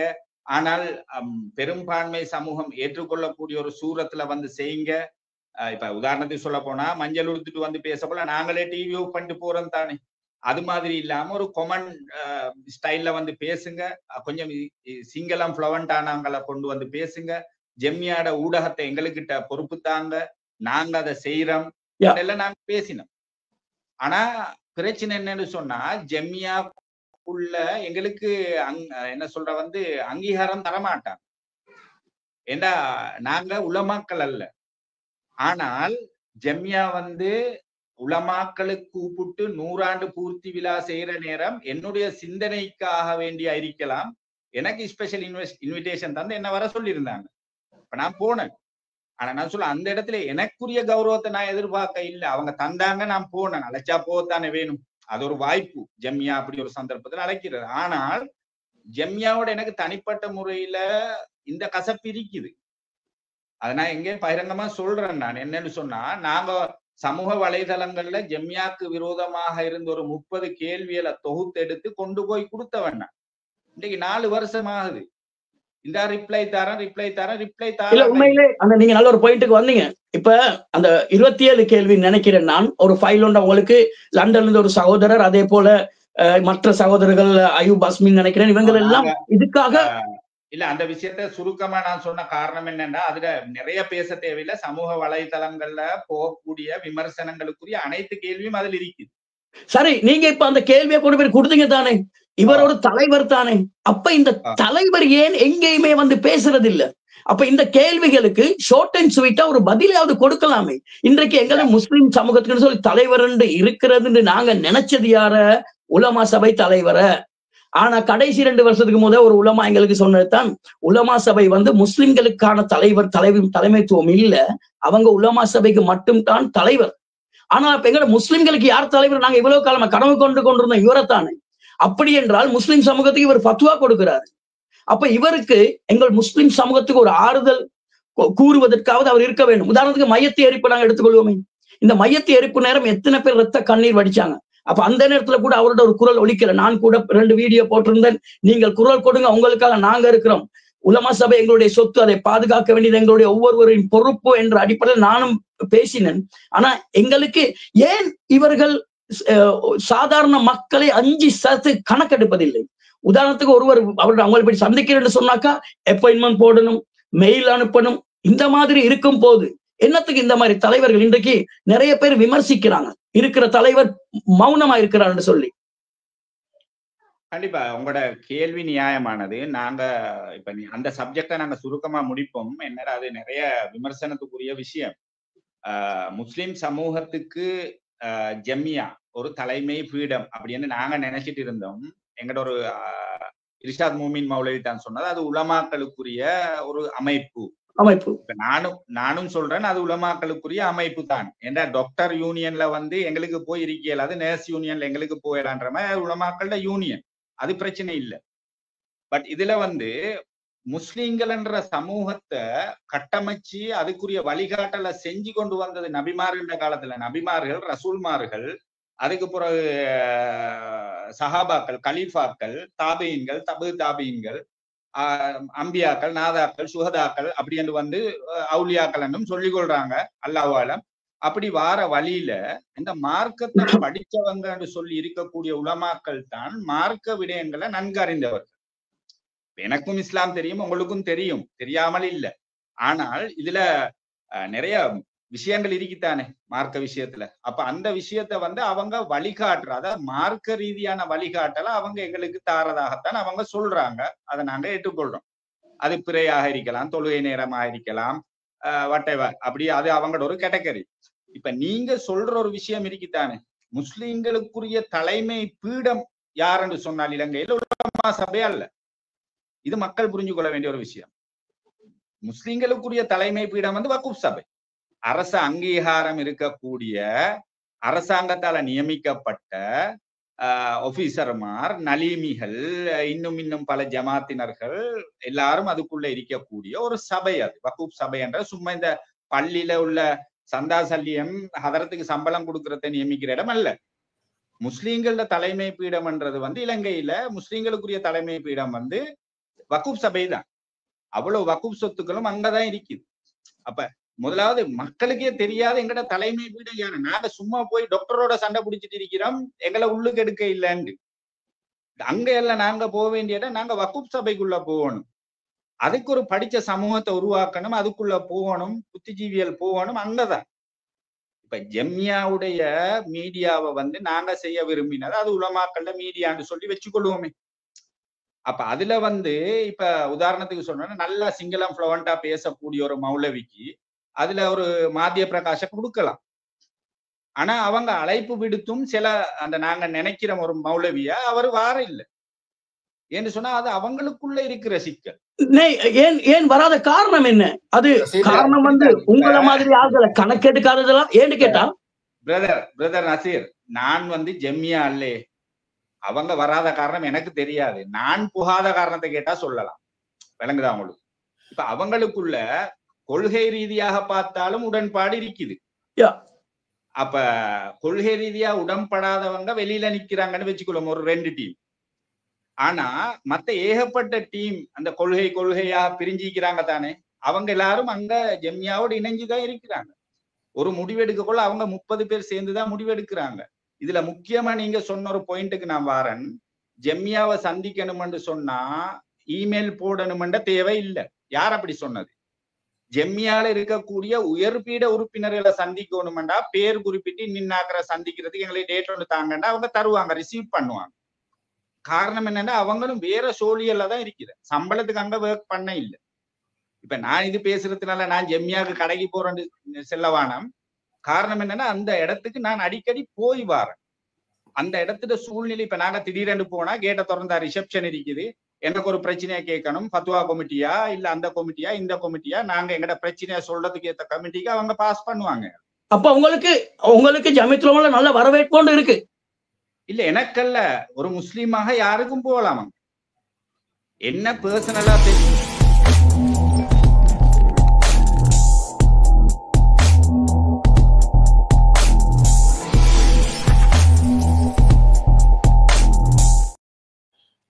நசீர் பிரதர், ஜமீம் பிரதர் 2 பேரும் இடைவேளைக்கு பிறகு சந்திக்கிற மகிழ்ச்சி. என்னடா நிகழ்ச்சி 45 நிமிஷம் போயிருச்சு. நாங்க மீண்டும் நேரடி கேள்விகளுக்கு போனா நல்ல கடைசியா ஒரு கேள்வியை நான் கேட்டுக்கொள்றேன். என்னன்னு கேட்டால், இப்ப ஜமீன் பிரதர் உங்களுடைய பணி இன்னும் தொடர வேண்டும், உங்களுடைய சமூக பணியும் இன்னும் சமூக சேவையும் இன்னும் தொடர்ந்து நீங்க பயணிக்க வேண்டும். நான் கடைசியா ஒரு கேள்வி கேட்கிறேன், இதுக்கு மட்டும் சரியான முறையில் ஒரு பதில் உண்டு தாங்க. இது உங்களுக்கு இருக்கிற ஒரு பெரிய குற்றச்சாட்டாக நினைக்கிறேன். நீங்க எப்படித்தான் உலமா சபையை நினைச்சாலும் உங்களுக்குன்னு சொல்லி ஒரு குற்றச்சாட்டு இருக்குது. அது என்னன்னு கேட்டால், அந்த 27 கேள்வியை கொண்டு போயிட்டு கொடுத்ததுல 4 வருஷமா இன்னும் பதில் கிடைக்கல. அப்ப இந்த குற்றச்சாட்டு வந்து நீங்க என்னத்தை சொல்ல விரும்புறீங்க? என்கிட்ட இப்ப நான் உங்களையே நம்பி ஒரு வேலையை கொடுக்குறேன். அப்ப நீங்க அந்த வேலைக்கு நான் நம்பிக்கையோட தானே கொடுக்குறேன். அப்ப நீங்க நம்பிக்கைக்கு துரோகம் செய்யக்கூடாது. இன்னைக்கு நீங்க எனக்கு நம்பிக்கை துரோகம் செஞ்சதா இல்ல அவங்க உங்களுக்கு நம்பிக்கை துரோகம் செஞ்சாங்களான்றது மட்டும் எனக்கு ஒரு கிளியரா ஒரு ஆன்சர் உண்டு தாங்க, பாப்போம் இன்ஷா அல்லாஹ். இல்ல, அதுல நான் அன்றைக்கும் பல தடவை இந்த வாட்ஸ்அப் குரூப்ல ஒரு சில வாட்ஸ்அப் வீரர்கள் வந்து இந்த விஷயமா பேசுறது தான். எனக்கு கேள்வியை தொகுத்து தந்தது என்னோட ஒத்துழைச்சவங்களும் தானவங்க. இந்த ஜம்மியாவுடைய விஷயத்தால என்னோட ஜம்ம பகையாகி கொண்டு என்ன விரோதியா பார்த்து கொண்டும் இருக்கிறாங்க. ஆனா ஒரு விஷயத்த மட்டும் அவங்க தெளிவா புரிஞ்சுக்கொள்ளணும். ஜம்மியாட பவுண்டர் அல்ல நான், ஜம்மியாட சேர்மனும் அல்ல நான்.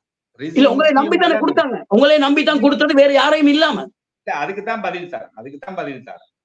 அப்ப அந்த பதில் என்னன்னு சொன்னா, நான் கொண்டு போய் அவங்களுக்கு ஹேண்டர் பண்றேன். ஏன்னா வெளிநாட்டுல உள்ளவங்களுக்கு அத அவங்களுக்கு நேரடியா இமெயில் பண்ணினாங்க, அது செஞ்சாங்க இது செஞ்சாங்க, ரிப்ளை தரலன்னு எங்கள்கிட்ட சொன்னது ஒரு காரணம்.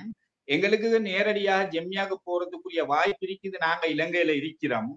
ஆகவே நாங்க அதை வந்து பை ஹேண்ட் கொண்டு போய் கொடுத்தோம். உடனடியாக அவங்க எங்களுக்கு சில ரிப்ளை தந்தாங்க. அது ஒபிஷியல் அல்ல, விளங்குதா உங்களுக்கு? எங்களுக்கு தந்த ரிப்ளை அது ஒபிஷியல் அல்ல. நான் வந்து அந்த ரிப்ளைய சபையில வந்து சொல்லலாம், எனக்கு சொல்றதெல்லாம் நடக்க போறது ஒன்றும் இல்லை. அது நான் சொன்னதாக போகும். அதால வர நலவு பொல்லாப்பு சமூகத்துக்கு வர பிரச்சனையை நான் சுமக்க வேண்டி வரும். இப்ப நீங்க இன்னொரு விஷயத்தை சுமக்க வேண்டும், இன்னொரு விஷயத்தை நீங்க சுமக்க வேண்டும். இந்த இடத்துல நீங்க கூறிட்டீங்க, இதுவரைக்கும் மக்கள் முஸ்லிம் சமூகத்துக்குள்ள இருந்த ஒரு சந்தேகமான கேள்வித்தான் எங்கள் முஸ்லிம் சமூகத்துக்கு தலைமைத்துவம் எது என்று. ஆனா நாங்க இவ்வளவு காலம் மக்கள் நினைச்சு கொண்டிருந்தது ஜமியத்துல் உலமா. இப்ப நீங்க தான் சொல்லிட்டீங்க, இலங்கை முஸ்லிம் மக்களுக்கு முஸ்லிம் சமூகத்துக்கு தலைமைத்துவம் வந்து வக்குப் சபை என்று போயிட்டு ஒரு பெரிய குண்டா போட்டீங்க. இது எந்த வகையில உண்மையா பொய்யா, இது எங்களுக்குள்ள சந்தேகமா இருக்காது. யாரோட அப்பா நம்புறது எது என்கிட்ட? வக்குப் சபையா இருந்தாலும் இப்ப இன்றைக்கு உலமா சபை தலைவர் எடுத்துக்கொள்வோமே, அவருக்கு தான் இன்றைக்கு மக்கள் பேசுறாங்க, அவரை பிழையா பேசுறாங்க, தலைமை எங்களோட முஸ்லிம்க்கு தலைவர்னு சொல்லி. அவரால் கூடவா முடியாம இருக்கு மக்களுக்கு வந்து ஆறுதலாக ஒரு மீடியால உட்கார்ந்து ஒரு கேள்விக்கு பதில் கொடுக்குற மாதிரி, நான் முஸ்லிம் சமூகத்துக்கு தலைவன் அல்ல, முஸ்லிம் சமூகத்துக்கு இவங்க தான் தலைவன் சொல்லி அவரால் கூட கூற முடியாட்டி இன்னமும் அவர்களுக்கு இன்னமும் வீணான பேச்சுகள் தான் வந்து கொண்டிருக்கும். நான் உங்கள்கிட்ட இப்படி ஒன்று சொல்றேனே, முஸ்லிம் சமூகத்துக்கு நான் சொன்ன நபிமார்கள் இருந்து ரசூல்மார்கள் வரங்காட்டிலும் உலமாக்கள் தான் தலைமைத்துவத்தை வகிச்சுக்கிறாங்க. அதை வந்து ரசூலாங்கட காலத்துல ரசூலாங்க பள்ளிவாசல்ல செஞ்சது அரசியல். ஆனா இன்றைக்கு பள்ளிவாசலுக்குள்ள அரசியலை கொண்டு வரவானான்றாங்க. ஆனா ரசூலுல்லாஹ்வோட வாழ்க்கை முழுக்க அரசியல் தான். இப்ப நான் என்ன சொல்ல வரேன்டா, இப்ப அந்த கேட்டகரி மாறுது தானே. இப்ப இந்த உலமாக்களுக்குள்ள பல கோட்பாடுகள், பல பிரிவுகள். அப்ப இது வந்து இப்ப நான் ஷாஃபி மதுஹபா இருக்கேன், நீங்க ஹனஃபி மதுஹபா இருக்கேன், அவர் ஹம்பலி மதுஹபா, சிலவங்களுக்கு மதுஹபே என்னன்னு தெரியாது. அப்ப இப்படியான கட்டத்துல ஒரு உலமா வந்து பயானம் பண்ணினா அடுத்தவங்க வந்து ஏசிட்டு போற காலம். ஏன்னா அதுக்கான தெளிவான தீர்தாரத்துக்கு இங்க ரசூல்மாரும் இல்ல, கலீஃபாக்களும் இல்ல, சஹாபாக்களும் இல்ல. அப்ப அதனால வந்து மார்க்க ரீதியாக அவங்க தார ஃபத்வாவை நீங்க விரும்பினா ஏத்துக்கோங்க, விரும்பாட்டி விடுங்கன்றதுதான் அவங்களுடைய நிலைப்பாடு. அதிலேயே சொல்லுது அவங்க தலைமை பீடம் அல்லன்னு. நான் தெளிவாக சொல்றேன், சட்ட ரீதியாக முஸ்லிம்களோட தலைமை பீடம் வந்து வக்ஃப் சபை. இது ஒரு ஜெனரல் நாலேஜ். அதே நேரத்துல முஸ்லிம்களுக்குரிய பாராளுமன்றத்துல இருந்த ஒரே அதிகாரம், முஸ்லிம்கள் சிறுபான்மைக்குரிய ஒரே ஒரு உரிமை வந்து முஸ்லிம் கலாச்சார அமைச்சு. இப்ப முஸ்லிம் கலாச்சார அமைச்சு எங்க?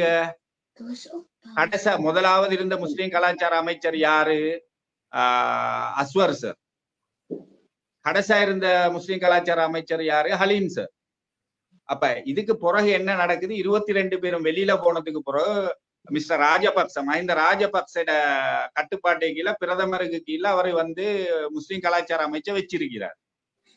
அதுக்கு பிறகு ரத்னசிறி விக்ரமநாயக்கையோட மகன், எனக்கு அவரோட பேரு விதுர விக்ரமநாயக்க வந்து கோட்டாபய அரசாங்கத்துல பௌத்த கலாச்சார அமைச்சராக நியமிச்சு அவருக்கு கீழே முஸ்லிம் கலாச்சார அமைச்சையும் கொடுத்து வைக்கிறது. முஸ்லிம் கலாச்சார அமைச்சுக்காக கட்டின 9 மாடி பில்டிங் பறிமுதல் செய்யப்படுது. அப்ப ஆனாலும் முஸ்லிம் கலாச்சார அமைச்சர் ஒன்று இருந்தார், அது பௌத்தரா இருந்தாலும் இருந்தார். அப்ப அது கோட்டாபேட அரசாங்கத்திலையும் விதுர விக்ரமநாயக்க தான் வந்து முஸ்லிம் கலாச்சார அமைச்சரா இருந்தது. இன்னைக்கு இப்ப வந்திருக்கிற அரசாங்கம் கொண்டு வந்திருக்கிற 25 அமைச்சுல முஸ்லிம் கலாச்சார அமைச்சு, சிறுபான்மையின் கலாச்சார அமைச்சுக்கள் எங்கன்னு நான் கேட்கிறேன். இன்னொரு கேள்வியும் கேட்கிறேன் நான், என்னண்டா அதாவது கல்ச்சரல் மினிஸ்ட்ரி, கலாச்சார அமைச்சின் கீழ 4 டிபார்ட்மெண்ட் தான் இவ்வளவு காலம் இருந்தது இலங்கையில. கலாச்சார அமைச்சின் கீழ, அதாவது என்ன சொல்ற, கல்ச்சரல் மினிஸ்ட்ரிக்கு கீழ 4 டிபார்ட்மெண்ட் இருந்தது, 4 மதங்களுக்கான. அப்ப இப்ப வந்து பௌத்த கலாச்சார அமைச்சர், பௌத்த அமைச்சராக வந்து விஜித ஹேரதா அவர் இருக்கிறார். இப்ப நான் கேட்கிறேன், முஸ்லிம் கலாச்சார அமைச்சு எங்கன்னு கேட்கிறேன். அமைச்சரை கேட்க இல்லை, ஏன்னா அமைச்சர் மாதிரி இல்லையதானே, இனித்தானே வரப்போறாங்க. ஒரு அமைச்சு இல்லாத இடத்துல எப்படி பிறகு ஒரு அமைச்சு முஸ்லீம் வந்தா முஸ்லீம் அமைச்சர் கொடுப்பான்னு சொல்றதை ஏற்றுக்கொள்ள இயலுமா? நான் கேக்குறேன், எங்கட உரிமை எங்க போகுது?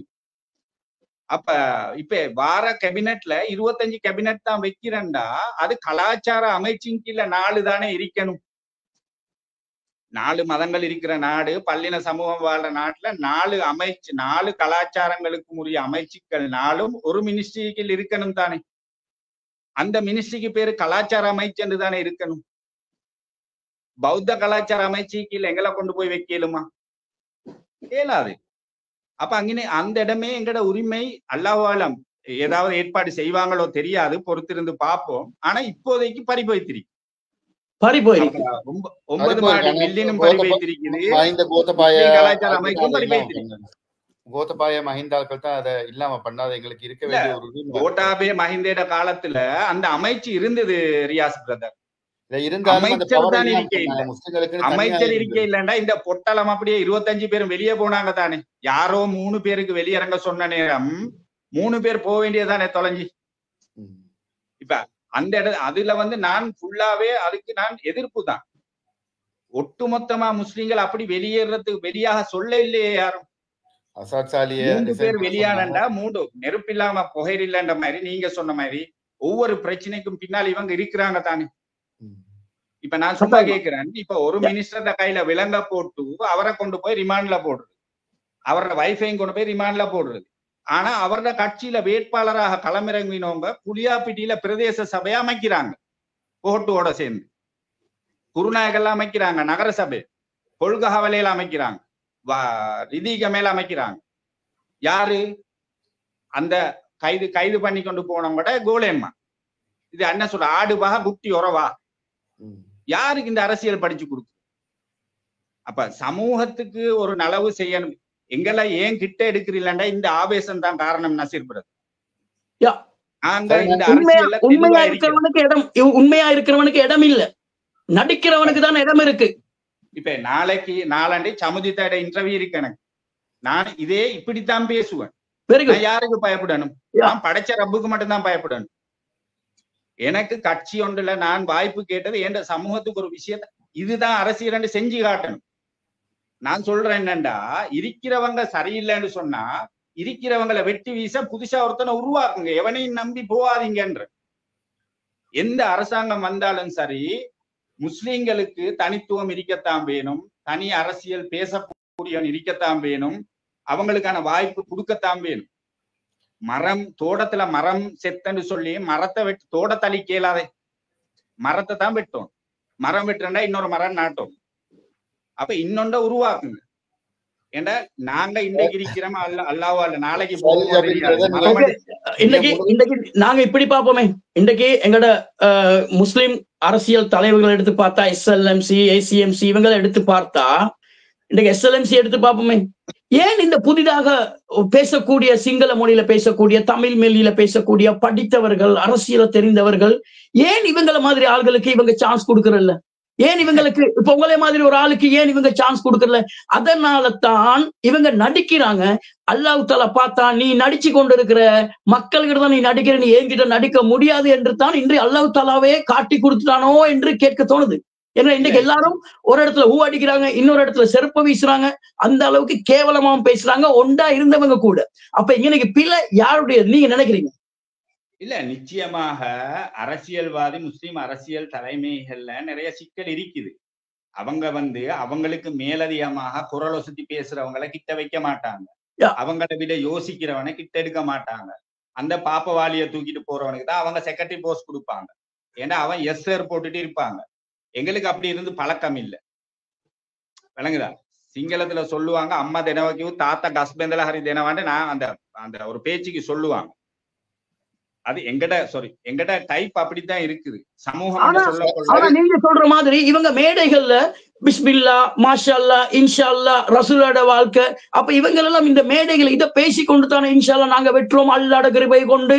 ஆனா இன்றைக்கு பெரிய பெரிய கோடீஸ்வரனாக இருக்கிறாங்க. ஆனா என்ன பொறுத்தவரையில புதிதாக வளரும் வாலிபர்களை அவங்க சான்ஸ் கொடுக்க வேண்டும். அவன் ஏழையா எப்படி இருந்தாலும் பரவாயில்ல, படித்தவனா மக்களுக்காக சேவை செய்யக்கூடியவர்களை இவர்கள் தான் எங்களுக்கு மக்களுக்கு கொண்டு வந்து கொடுக்க வேணும்.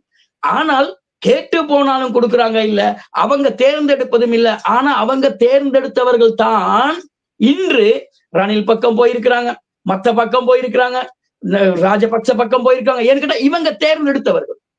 அப்ப இவங்களுக்குள்ள ஒற்றுமை இல்லத்தானே? நீங்க என்ன நினைக்கிறீங்க? இதுல நான் உங்களோட கருத்துக்கு நான் உடன்படுறேன்.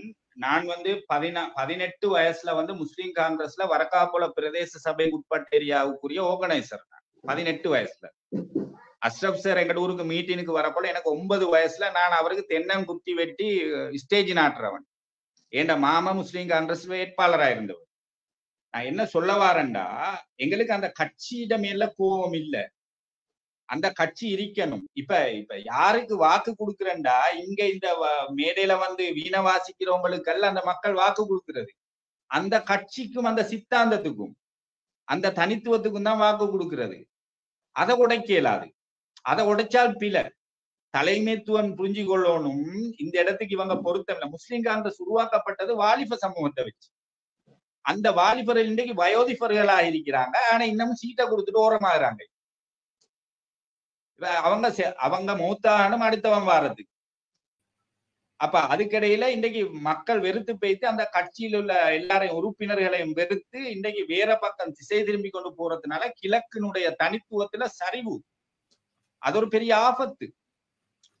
தெளிவா விளங்கணும். நாங்க அரசியல் ஒவ்வொரு மாகாணத்துக்கும் ஒவ்வொரு விதமான அரசியல் இலங்கையில ஒட்டுமொத்தமாக வெளிநாடு மன்னிச்சு கொள்ளணும். வெளிநாட்டுல இருந்து நீங்களே பாக்குற அரசியல் அல்ல, இங்க ஒட்டுமொத்த அரசியல் அல்ல. அது சரி, ஜனாதிபதி okay, is a clear man like okay. ஆனால் பாராளுமன்றம் என்று சொல்றது சட்டம் அமுலாக்கக்கூடிய இடம். இப்ப அந்த ஒரு சகோதரி பேசியிருக்கிற ஒரு விஷயம் இருக்குது. அது அவ 4 வருஷத்துக்கு முதல் பேசியிருக்கலாம், 40 வருஷத்துக்கு முதல் பேசியிருக்கலாம். ஆனால் பேசினது அது எங்கட லேடிஸ் அவகிட்ட போய் முறைப்பாடு செஞ்சிருக்கலாம்டா. அதனுடைய உண்மை நிலவரங்களை அவங்க வக்குப் சபையில கேட்டிருக்கணும், ஜெம்மியால கேட்டிருக்கணும், காதிமார்கிட்ட கேட்டிருக்கணும். இப்ப சமுதித்த அந்த மாதிரி ஒரு விஷயம் செஞ்சதுக்கு பிறகு நான் சமுதித்தையோட பேசினேன். அப்ப காதிமாரை கொண்டு வாண்டா. காதிமாருக்கு மீடியால பேசுறதுக்கு ரைட்ஸ் இல்ல. அவங்க ஜட்ஜ் அதிகாரம் அவங்க சட்டத்துக்கு கீழே இருக்கிறாங்க. கடைசியில ரத்னபுர இஃபாம் யஹியா சாரும் இன்னொரு லாயரும் அவங்க 2 பேரும் நாங்க எங்கட இதை ரிசைன் பண்ணி கொடுத்துட்டு தான் வந்தது. அவங்க இந்த விஷயத்த நாங்க பேசுறேன், நீங்க ரிசைனை பாரம் எடுக்கிறாங்க. நாங்க நேரடி கேள்வி கொடுக்க போயிட்டோம். நிகழ்ச்சி முடிகிற டைம் ஆயிரம், ஒரு மணித்தியாலம் ஆவிருச்சு.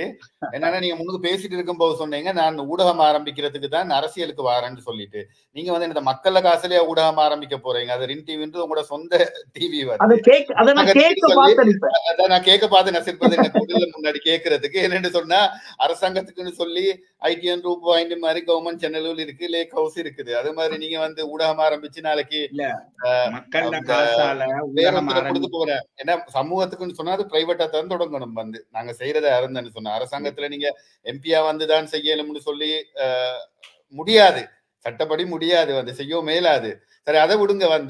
இப்ப உங்களோட தேர்தல் விஞ்ஞாபனம் என்ன? நீங்க இப்ப வாக்கு செய்யணும் என்ன மக்கள்கிட்ட என்னதை சொல்லி நீங்க மக்கள்கிட்ட வாக்கு கேட்கறீங்க? குருநாகலம் மாவட்ட மக்கள்ல பிரதான பிரச்சனைகளா நீங்க என்ன அடையாளம் கண்டு இருக்கிறீங்க?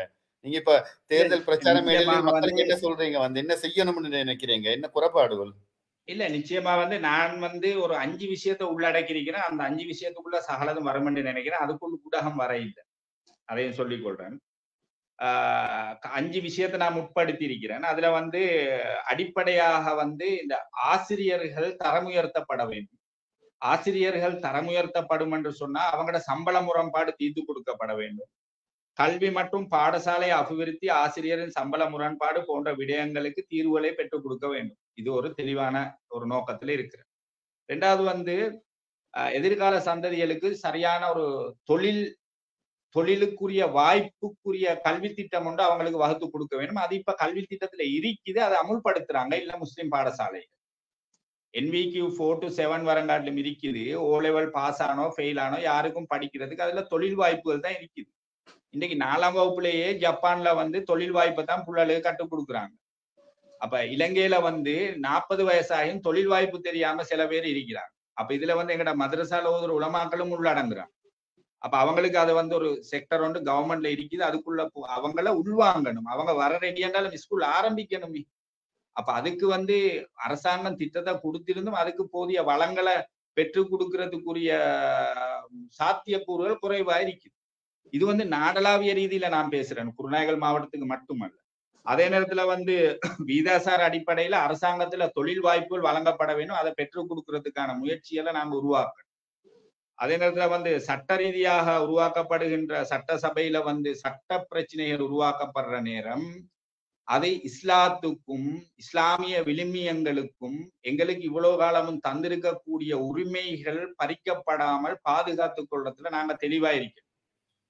இது வந்து எங்களுடைய சிந்தனையில நாங்க இருக்கிறோம். அதனால சிறுபான்மை சமூகத்துக்கு தனித்துவமான அரசியல் சித்தாந்தம் இருக்கணும்ன்றதை நாங்க அடையாளப்படுத்தணும். இப்ப இதுக்குள்ள வந்து நாங்க எதிர்பார்க்கிற எல்லா டெவலப்மெண்ட்டும் எல்லா கேட்டகரியும் அதுக்குள்ள வருது. ஆனா நீங்க சொன்ன ஊடகம் ஒரு அல்லாட நாட்டம் இருந்து ஒரு அமைச்சராகவோ அல்ல ஒரு பாராளுமன்ற உறுப்பினராகவோ போய் மக்கள்ல சல்லி எடுத்து செய்ய தேவையில்லை. தனவந்தர்களை வச்சு இதை உருவாக்குறேன்னு சொன்னாலும் போர்ட் ஆஃப் டைரக்டர் ஒன்று வச்சிருக்கிறேன், அவங்களை நாங்க பப்ளிக்ல விட்டுருவோம். இந்த வக்கூப் சபை சரியாக இருந்தா இந்த ரெஜிஸ்டர் பண்ணப்பட்ட மீடியாவை வந்து நான் அவங்களோட கையில ஒப்படைப்பேன். என் வீட்டுக்கு நான் ஒரு எக்ரிமெண்ட் எழுதி வச்சிருக்கிறேன். அதுக்குரிய பொருத்தமான ஆட்கள் வந்து கேட்பாங்க, கேட்டா அந்த தந்த பொருட்களையும் இதையும் வக்கூப் சபைக்கு ஒப்படைப்பேன். உங்களை போன்று ஒரு ஊடகவியலாளர் ஆரம்பிக்க வேண்டும் என்று நீங்க நினைத்த உங்களை போன்று ஒருவருக்கு அந்த வக்கூப் சபையா இருக்கட்டும், உலமா சபையா இருக்கட்டும், இவங்க கூட உங்களுக்கு எந்த மதிப்பும் அளிக்கவில்லை, உங்களே நன்றாக தெரிந்தும். அப்படி இருக்கும் போது மற்றவங்களுக்கு இவங்க எந்த முறையில உதவி செய்வாங்க? படித்தவர்களுக்காக இருக்கட்டும், யாருக்காக இருக்கட்டும், இவர்கள் எந்த முறை உங்களே நல்லா தெரியும். அவங்களுக்கு தெரிஞ்சிருந்து உங்களுக்கு எந்த விதமான சலுகையும் இல்லாத இருக்கும் போது நாங்க எப்படி நம்புறது இவங்க மற்றவங்களுக்கு செய்வாங்கன்னு சொல்லி? இதுவும் ஒரு சந்தேகமான கேள்வி தானே? இல்ல, நிச்சயமா உங்களோட கேள்வி வந்து இப்ப நாங்க பேச போனால் உண்மையில இந்த 1 மணித்தியெல்லாம் போதாது. நீங்க தொடர்ந்து இன்னும் 2 நாள் டைம் தந்தாலும் நான் இந்த ப்ரோக்ராமுக்கு வாரத்துக்கு நான் உடன்படுறேன். நீங்க கேட்ட கேள்விக்கு சுருக்கமான பதில் என்னன்னு சொன்னால், எங்கட சமூகத்துல இருக்கக்கூடாத ஒரு பண்பு இருக்குது, கோத்திரவாதம் என்று சொல்லுவாங்க. என்ன சொல்ற, அந்த காஸ்ட் பிரச்சனை, ஒரு கோத்திரம். அதாவது ஹாஜியார் கூட்டம் ஒன்று இருக்கிறேன்னு சொன்னா அந்த ஹாஜியார் கூட்டம் என்ன செய்வாங்க, அந்த அடிமை கூட்டம் ஒன்ற கொத்தடிமை கூட்டம் ஒன்ற வச்சு கொண்டு இருக்க பார்ப்பாங்க. எப்படி வருஷத்துக்கு ஒரு ஈச்சப்பழ பார்சலுக்கும் குர்பானுக்கும் ஒரு டீமை வச்சு கொள்றது. அப்ப அவங்க எந்த நாளும் இவங்களை கண்டா ஹாஜியார் அண்டணும். இப்ப எங்களை எதிர்க்கிற காரணம் நாங்க அந்த ஹாஜியாருக்கு ஏன் திருப்பி கேட்கிறோமே. நான் இது எல்லா ஹாஜியாரையும் சொல்ல இல்ல, அந்த சித்தாந்தத்தில் இருக்கிறவங்கள சொல்றேன்.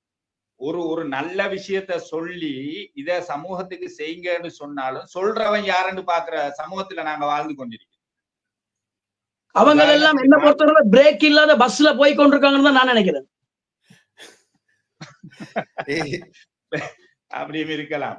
அப்ப இல்ல ஜபீன் பிரதர், இப்ப நீங்க சொன்ன விஷயத்துக்கு நான் வாரேன். இந்த ஊடக விஷயத்தை பத்தி நீங்க அதுக்கு ஒரு விளக்கம் ஒன்று சொல்லி ஆகணும். ஏன்னா சமூக ஊடக தளங்கள்ல உங்களுக்கு ஒரு குற்றச்சாட்டு ஒன்று இருந்தது. நீங்க நிறைய பேர்த்த வெளிநாட்டுல இருக்கிறவங்ககிட்ட காசு சேர்த்து எக்யூப்மெண்ட்ஸ் எல்லாம் வாங்கினதாகவும் டிவி தொடங்குறதாகவும் அதுல நீங்க ஊழல் செஞ்ச மீன்ஸ் இந்த ஊடகத்தை ஆரம்பிக்கல ஒரு வீடியோ சரி இது வரைக்கும் உங்களோட ஊடகத்தால வெளியிடப்படல, எல்லாம் ஃபோர்வர்ட் மெசேஜ் தான் போடுறதாகவும் பப்ளிக்கா சில வாட்ஸ்அப் குரூப்ல பார்த்தேன். அதுக்கு முன்னாடி இந்த டிவி விஷயத்தை பத்தி நான் ஒரு விளக்கத்தை உங்களுக்கு சுருக்கமா சொல்றேன் ஜபீன் பிரதர். என்னன்னு சொன்னா, இப்ப இல்ல 2000ஆம் ஆண்டுல நாங்க ஒரு இஸ்லாமிய டிவி ஒன்று ஆரம்பிக்கணும்னு சொல்லி சக்தி டிவியோட பொஸ் வந்து நாங்க அல்ஹக் டிவின்னு சொல்லிட்டு ஆரம்பிச்சோம்.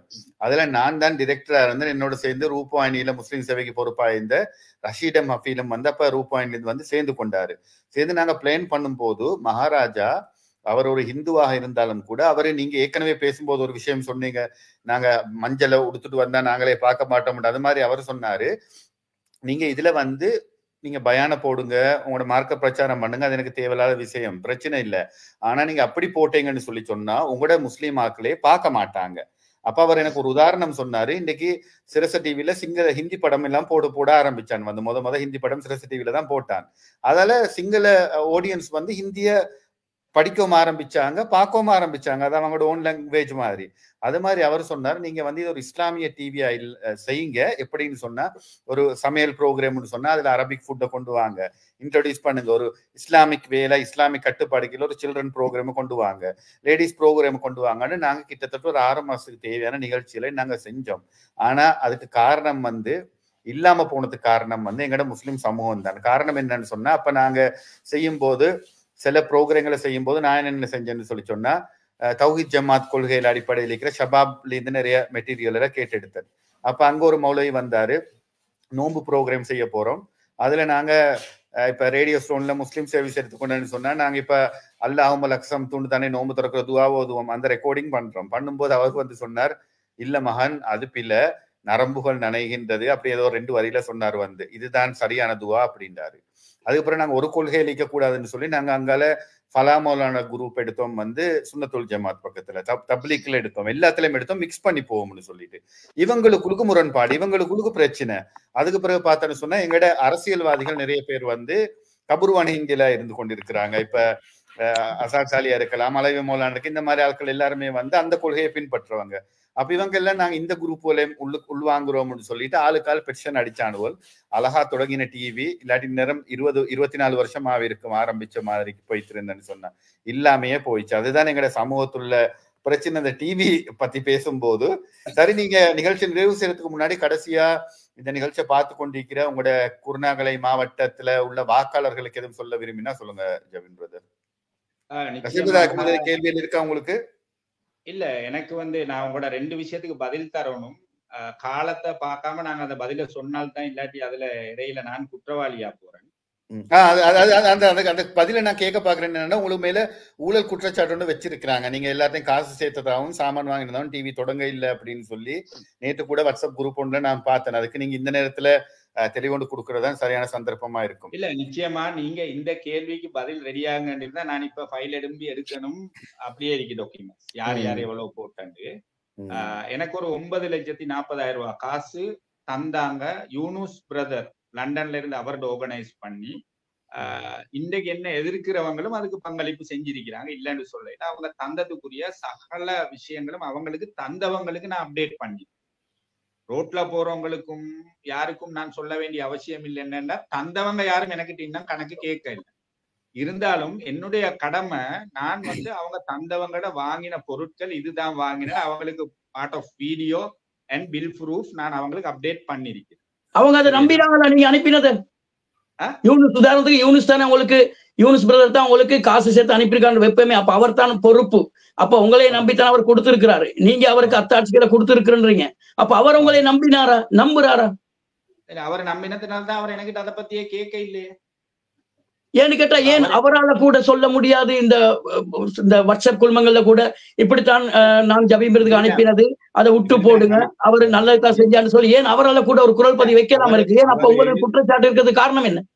இல்ல, அவரு பல தடவை அந்த பேசப்படுறவங்க 3 பேர் இருக்கிற இடத்துல பல தடவை அவரு சொல்லியாச்சு. சொல்றதை ஏற்றுக்கொள்ளாம இப்ப நீங்க நினைக்கிற பதில நான் சொல்லலாதே. நீங்க நினைக்கிற பதில் இருக்குதானே ரியாஸ் பிரதர், இந்த நசீர் பிரதர், நீங்க ஒரு பதில் எனக்கிட்ட இருந்து எதிர்பார்க்கறீங்க, அந்த பதில் எனக்கு சொல்லலாது, எனக்கிட்ட இருக்கிற பதிலத்தான் சொல்லலாம். அது மாதிரி யூனுஸ் பிரதர் வந்து அவங்களுக்கு சொன்னா நாங்க கொடுத்தோம், அவர் எங்களுக்கு அப்டேட் பண்ணிருக்கிறாரு. மேற்கொண்டு ஊடகத்தை செய்யறதுக்குரிய அவர் அங்கீகாரம் பெறணும், அதையும் எடுத்துட்டாரு. அதுக்கு மேலதிகமாக ப்ரோக்ராம் செய்யறதுக்கு இங்க யாரும் வந்து எனக்கிட்ட கேட்கிறவங்க, இன்னார நீங்க எடிட்டரா வச்சுக்கோங்க, இதாங்க 1 லட்சம் ரூபாய் சம்பளம், இதாங்க 25,000 ரூபாய் சம்பளம் அனௌன்சருக்கு யாரும் தர இல்ல. தந்துட்டு கேட்டா பரவாயில்லை. என்னுடைய உழைப்புல, என்னுடைய ஹலாலான உழைப்புல தான் நான் அதை செஞ்சு கொண்டிருக்கிறேன். உங்களுக்கு தெரியும். நீங்க கேட்ட கேள்விக்கு நான் பதில் சொல்றேன். விளங்குதா நசீர் பிரதர்? அதனால அதை பத்தி நாங்க பேசி அவசியம் இல்லை. என்னன்னு சொன்னால், எனக்கு தந்தவங்க நாளைக்கு கேட்டாலும் அந்த பொருட்களை அவங்களுக்கு ஒப்படைக்கிறதுக்கு நான் தயாரான சூழ்நிலையில இருக்கிறேன். அதோட எக்ஸ்ட்ரா அந்த லைசனையும் சேர்த்தி கொடுக்குறேன். இதுக்கு மிச்சம் நான் என்ன சொல்ல? இப்ப இன்னைக்கு நான் என் வீட்டுல இருக்கிறதுனால அந்த எக்யூப்மெண்ட்ஸ்ல நான் இன்னைக்கு செய்ய இல்லை. இது முன்கூட்டி பிளான் பண்ணி எலெக்ஷன் டைம் அல்லாட்டி அந்த எக்யூப்மெண்ட்ஸ்ல இருந்து நான் உங்களை மாதிரி எல்லாம் அதை விட ஸ்டுடியோ செட்டப்ல நான் வந்து இருப்பேன். அதுக்குரிய ஏற்பாடு இருக்குது. இப்ப நான் என்ன சொல்ல வரேன்டா, நான் ஏன் இவ்வளவு தெளிவா எல்லாருக்கும் பதில் சொல்ல மேலாத நசீர் பிரதர். நாம ஒரு விஷயத்த பல குரூப்ல பல தடவை சொல்லியாச்சு. என்ன எதிர்க்கணும்னு அவங்க நினைச்ச நான் கள்ளன். இப்ப இதை கட் பண்ணுவாங்க. இப்ப நான் இந்த பேசுறத கட் பண்ணி அனுப்புவாங்க பாருங்க. நான் கள்ளன், நான் ஊழல் செஞ்சுக்கிறேன், நான் சொல்லவா சொல்றாங்க. இப்ப இந்த இடத்த மட்டும் கட் பண்ணி போடுவாங்க. அப்ப இதனாலதான் சமூக வலைதளத்துல வாய பக்குவமா பேணி கொண்டு இருக்கிறது. இல்ல இதுக்கு ஒரு கிளியரன்ஸ் கொடுக்கணும்ன்றதுக்காக தான் நான் அந்த கேள்வியை கேட்டேன். இந்த ப்ரோக்ராம்ல நீங்க இந்த கேள்வி கேட்பீங்கன்னு நான் எதிர்பார்க்கவில்லை. ஆனா நீங்க எதை கேட்டாலும் நான் பதில் சொல்ல தயாரான சூழ்நிலையில தான் நான் ஊடகத்துக்கு வாரது. இல்ல இப்படித்தானே என்ன பொறுத்தவரையில பிழை என்றா பிழைத்தான், நெற்றிக்கண் திறப்பின் குற்றம் குற்றமே. ஆனா நீங்க காசு எடுத்து இருக்கிறீங்க, அதுக்கு தேவையான யார் உங்களுக்கு அனுப்பினதோ அவருக்கும் உங்களுக்கும் உள்ள தொடர்பு தான். இப்ப எனக்கு அதை உங்கள்கிட்ட கேட்கலாது, அது எனக்கும் நான் உங்களுக்கு அனுப்ப இல்லையே. அப்ப அவர் தான் உங்களுக்கு அனுப்பியிருக்கிறாரு. நீங்க அவருக்கு நீங்க வந்த அத்தாட்சிகள், நீங்க எடுத்த சாமான்கள் ஏதாவது ஒண்ணு நீங்க அவருக்கு அனுப்பிட்டீங்க. அப்ப அவருக்கும் உங்களுக்கு தான் இது தொடர்பு. ஆனா இதை மற்றவங்க ஏன் இதை கேட்கிறாங்கன்றது தான் எனக்குள்ள எழும்புற கேள்வி. எனக்கு தெரியாது இந்த சப்ஜெக்ட பத்தி. இருந்தாலும் உங்களுக்கும் யூனிஸ் இந்த அதுல ஒரு சகோதரர் வந்து ஒரு 50,000 ரூபாய் காசு வந்து போட்டு இருந்தாரு. கட்டார்ல இருந்து பேரும் தெரியும், எனக்கு ஆளும் தெரியும். அப்ப அவரு அந்த கொள்கை அடிப்படையில அந்த டீமோட முரண்பாடு, கொள்கை ரீதியா, மார்க்க கொள்கை ரீதியா இந்த டீமோட அவருக்கு உடன்பாடு இருக்குது. Entertainment of the social media. அப்ப இவங்களுக்குள்ள பேசிக்கொள்ற நேரம் நானும் ஒரு 50 கொடுத்தேன். உண்மைதான், அவரு தந்தாரு தான். அவரு தந்த காசுல தான் நாங்க எடுத்தோம் வந்து அந்த சவுண்ட்ஸ் மிக்சர் 72,000 ரூபாய், அவர் 50 அனுப்பி இருந்தார். நான் ஏண்ட பேச்சில தடங்கள் இருந்தா தான் நான் பொய் சொல்றேன்னு வரும். நான் எந்த இடத்துலயும் சறுக்க இல்லை. உங்களோட கேள்விக்கு நான் தெளிவா பதில் சொல்லி கொண்டு இருக்கிறேன். எனக்கிட்ட பில் ப்ரூஃப் இருக்குது, இந்த பக்கத்துல இருக்குது, நான் எழுப்பி போய் எடுக்கணும். அப்ப இது ஏற்கனவே சொல்லியிருந்தா ஒவ்வொரு பில்லா இப்படி காட்டியிருப்பேன். யாருக்கும் காட்ட வேண்டிய அவசியம் இல்லை. எனக்கு தெளிவா யூனுஸ் பிரதர் சொன்னது, இதுக்கு நீங்க பதில் சொல்ல வேண்டிய அவசியமே இல்லைன்னா கேள்வி நாங்க கேட்கவே இல்லைன்ட்டார். ஆனா என்ன பொறுத்தவரையில இலங்கையில யாராக இருந்தாலும் பொதுநல சேவை செய்றீங்களா, பொதுநல சேவை ஒன்று ஆரம்பிக்கிறீங்களா, உங்கள்கிட்ட காசு இருக்கா, ஆரம்பிங்க. அப்படி இல்லாம மத்தவனை நம்பி பிச்சை கேட்டுக்கொண்டு கடைசியில அவங்களோட மானம் தான் போறது. இது வந்து உங்களுக்கு நடந்தது வந்து மற்ற வாலிபர்களுக்கும் ஒரு பாடம். எனக்கு நான் நம்பி அனுப்புறேன் ஒருத்தனுக்கு காசு, எனக்கு அங்கால ஒருத்தர் சொல்றான், அடே ஓண்ட காசை வச்சுக்கிட்டு இவன் வேற மாதிரி செய்யறான்னு சொல்லி. இது எல்லாருமே பேசுறது ஒன்று தானே. ஏன்னுக்கிட்டா உழைக்கிறவனுக்கு தான் அந்த காசு அருமை தெரியும். அதை வாங்கி திங்கிறவனுக்கும் சமூக சேவை செய்யறேன்னு சொல்லி அங்க இங்க ஒளிச்சு மறைச்சி மாட்டியா அடிக்கிறதையும் நாங்க இன்னைக்கு நிறைய பார்த்து கொண்டுதான் இருக்கிறோம். இனி அந்த வகையில உங்களுக்கு நடந்தது மற்றவங்களுக்கு ஒரு பாடமா இருக்குன்னு நான் நினைக்கிறேன். இல்ல பிரதர், நான் சொந்தமா தொழில் செஞ்சு கொண்டு இருக்கிறேன், இம்போர்ட் செய்யறேன், பார்மசி செய்யறேன், எனக்கு தின்ன குடிக்கிற வசதி எல்லாம் இருக்குது அல்ஹம்துலில்லாஹ். அப்ப நான் வந்து சமூக சேவைக்குள்ள வர இல்லைன்றே சொல்லிட்டேன். நான் சமூகத்துக்கு ஒரு ஊடகம் உருவாக்கணும்ன்ற சப்ஜெக்ட்ல தான் நான் இருக்கிறேன். எந்த மையத்துக்கு பின்னால நான் போவோம் இல்ல, ஆம்புலன்ஸுக்கு பின்னால நான் போவோம் இல்ல, நோயாளிக்கு பின்னால போவோம் இல்ல.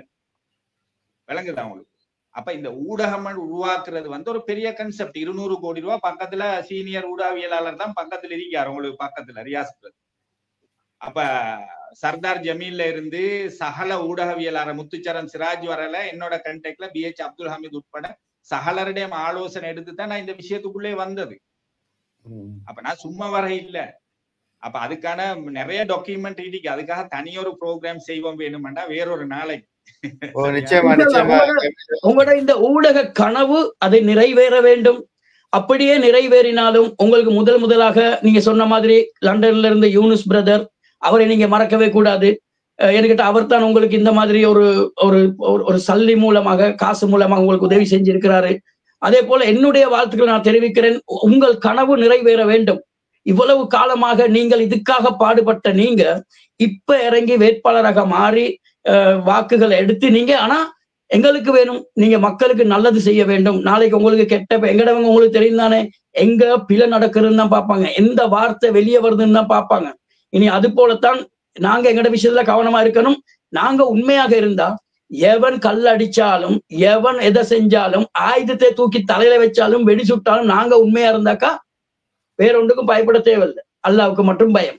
இதுதான் உண்மையிலே பிரதர். இப்ப நீங்க வந்து அந்த ஊடகம் சப்ஜெக்ட் அதை நாங்க முடிப்போம். இப்ப ஜெம்மியா சப்ஜெக்ட் உங்களுக்கு ஒரு தெளிவு தந்தேன். கேட்ட கேள்விக்கு அவங்க பதில் தர இல்லை. நீங்க எல்லாரும் இமெயில் அனுப்பி கொண்டே இருங்க. அவங்க தந்தையதான் ஆகணும் நிர்பந்திக்கப்படுறாங்க. முஸ்லீம்கள தலைமை பீடம் வந்து வகூப் சபை, அதை மாத்தி யோசிங்க. அவங்கள மூலமா என்ன செஞ்சு கொள்ளும். ரெண்டாவது, ஊடகம் உருவாக்குறது என்னுடைய மரண பணி. மூத்து வரையில அந்த போராட்டத்துல இருப்பேன். ஏன்னா இன்றைக்கு உலகத்துல உள்ள பலம் வாய்ந்த ஆயுதம் வந்து ஊடகம். அந்த ஊடகம் வந்து நான் சொல்ற ஊடகம் வந்து நோம்பு துறக்கிற துவா சொல்லவோ பாங்கு சொல்லவோ அல்ல. முஸ்லீம்களுக்கு இஸ்லாம் சொல்றதுக்கு அல்ல நான் ஊடகம் உருவாக்கணும்ன்றது. என்னுடைய கன்செப்டே வேற. இஸ்லாம் சொல்றது ஒரு நிமிஷம். முஸ்லீம்களுக்கு இஸ்லாம் சொல்ற அமைப்பு நிறைய இருக்குது. நிறைய ஜமாத்துக்கள் இருந்து கொண்டு முஸ்லீம்களுக்கு இஸ்லாம் சொல்லி கொடுத்து கொண்டு இருக்கிறாங்க. அவங்களோட பணியை செய்யட்டும். என்னுடைய பணி ஊடக பணி அதல்ல. என்னுடைய ஊடக தர்மம் வேற. பெரும்பான்மை சமூகத்துக்கும் சர்வதேசத்துக்கும் ஊடகத்தின் ஊடாக இஸ்லாம் என்றால் என்னன்றதை நாங்க கற்பிக்க வேண்டியது. இத பேசினதுதான் சர்வதேசத்துல அயனால வந்து யூஎன்ல வந்து இம்ரான்கான் பேசினதுதான் அவருக்கு இந்த அளவு பாதிப்பாங்க. உலக சமூகமே எதிர்க்குது முஸ்லிம்களுக்கு ஒரு ஊடகம் உருவாகிறது. அல் ஜசீராவை எந்த அளவு எதிர்க்கிறாங்க. இன்னைக்கு இலங்கையில நடக்கிற ஒரு பிரச்சனைக்கு டாக்டர் ஷாஃபிட பிரச்சனை, அவர் அரெஸ்ட் பண்ணி கொண்டு போனது தெரியும், வெளியில வந்தது தெரியாது ஆக்களுக்கு. அப்ப ஒவ்வொரு சம்பவத்தையும் எடுத்துக்கொண்டு சொன்னா அந்த ஸ்ப்ரெட் ஆகிற அந்த தலைப்பு செய்தி தான் வெளியில வாரது. ஒரு மாடு ஏத்திட்டு லொரியில போனா அதுல ஒரு முகமட் இருந்தா அந்த பேரை சொல்லி முஸ்லீம் ஒருத்தர் மாடு களவான்னு சொல்றது. இதே வேறொருத்தர் இருந்தா மாட்டோட ஆலம்புட்டன்னு சொல்றது. நான் என்ன சொல்ல வாரேன்டா, ஊடகம் முஸ்லீம்களுக்கு ஒரு ஊடகம் என்று சொல்றது இந்த பாங்கு சொல்றதையும் நோம்பு துறக்கிறதையும் சஹர் பயான் போடுறதுக்கும் இல்ல. ஏண்ட யூடியூப் சேனல்ல 560 வீடியோ அப்டேட் பண்ணிருக்கிறேன். வெக்கத்தை விட்டு சொல்றேன். யாரும் அதுக்கு ஸ்பான்சர் பண்ணி இல்ல. சொந்த முயற்சியில செஞ்ச வீடியோ. ஏண்ட மீடியா டீம், என்னோட இருந்த மீடியா, எங்கள்ட்ட இருந்து படிச்ச புள்ளகள் எங்களுக்கு செஞ்சிருந்த நன்றி கடன். அந்த 500 வீடியோவை கொஞ்சம் போய் நீங்க பாருங்க. இந்த சமூகத்துக்கு நாங்க ஊடகம் உண்டு செய்யணுமான்னு நினைவு வருது. வீவஸ பார்த்தா 75,000 பேரு வீவஸ் இருக்கிறாங்க. சப்ஸ்கிரைப் பண்ற இல்ல விளங்குதா?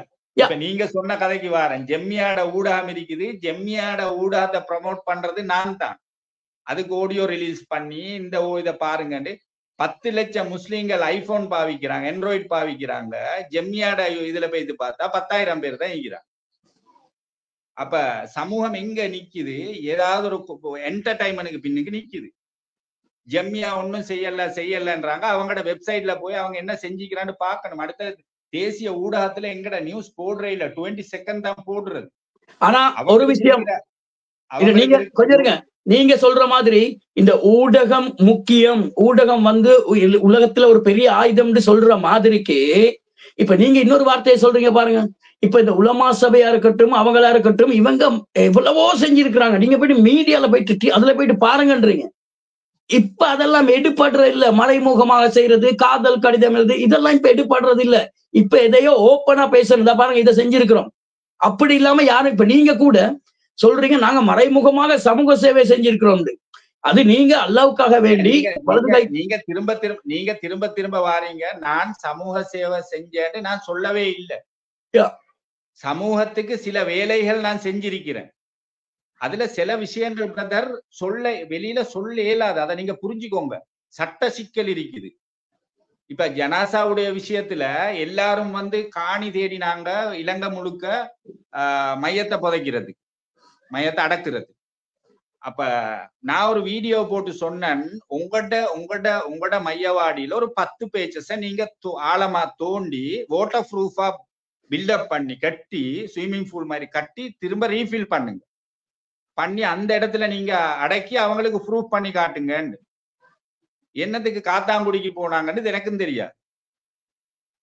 ஒரு வாட்டர் ப்ரூஃப் 1 அடி அகலத்துல 2 அடி அகலத்துல நீ தோண்டி போட்டு அதுல வாட்டர் ப்ரூஃப் பண்ணி கட்டினா முடிஞ்சு போய்த்துதே. இப்ப அதே நேரத்துல ஜனாசாக்கு 111 மையத்துக்கு ஜனாசாக்கு எல்லாரும் கையொப்பம் விட்டாங்க.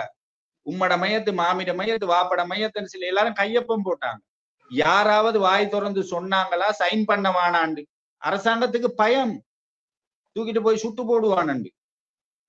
கடைசியில அசாசாலிசரோட நான் சொல்ல வேண்டியதுல சொல்லத்தானே வேணும். அவருக்கு நான் இதை வந்து ரிமைண்ட் கொடுத்தேன், சார் இப்படி ஒரு பிரச்சனை இருக்கு, நாங்க சொன்னா மக்கள் கேட்க மாட்டாங்க, எங்கள்கிட்ட அதிகாரம் இல்லை, நீங்க சொல்லுங்க வாயை திறந்து ஜனாசாக்கு சைன் பண்ணவானான்.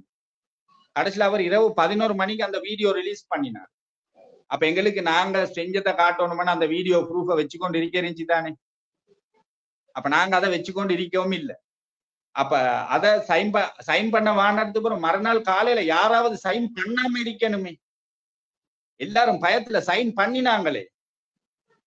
அதுக்கு பிறகு ஃபைசல் பிரதர் தான் வந்து கொழும்புல ஒரு ஜனாசா ஒன்று நடந்திருக்கிறேன், என்னோட கான்ஃபரன்ஸ்ல பேசி அவங்களுக்கு நாங்க ரெஃபரன்ஸ் கொடுத்து எங்கட பேரை சொல்லுங்க, பிரச்சனை வந்தா நாங்க முன்னுக்கு வாரன், நீங்க ஜனாசா சைன் பண்ண வானான்னு சொன்ன பிறகு அன்றைக்கு 19 மையத்தை அன்றைக்கு சைன் பண்ண.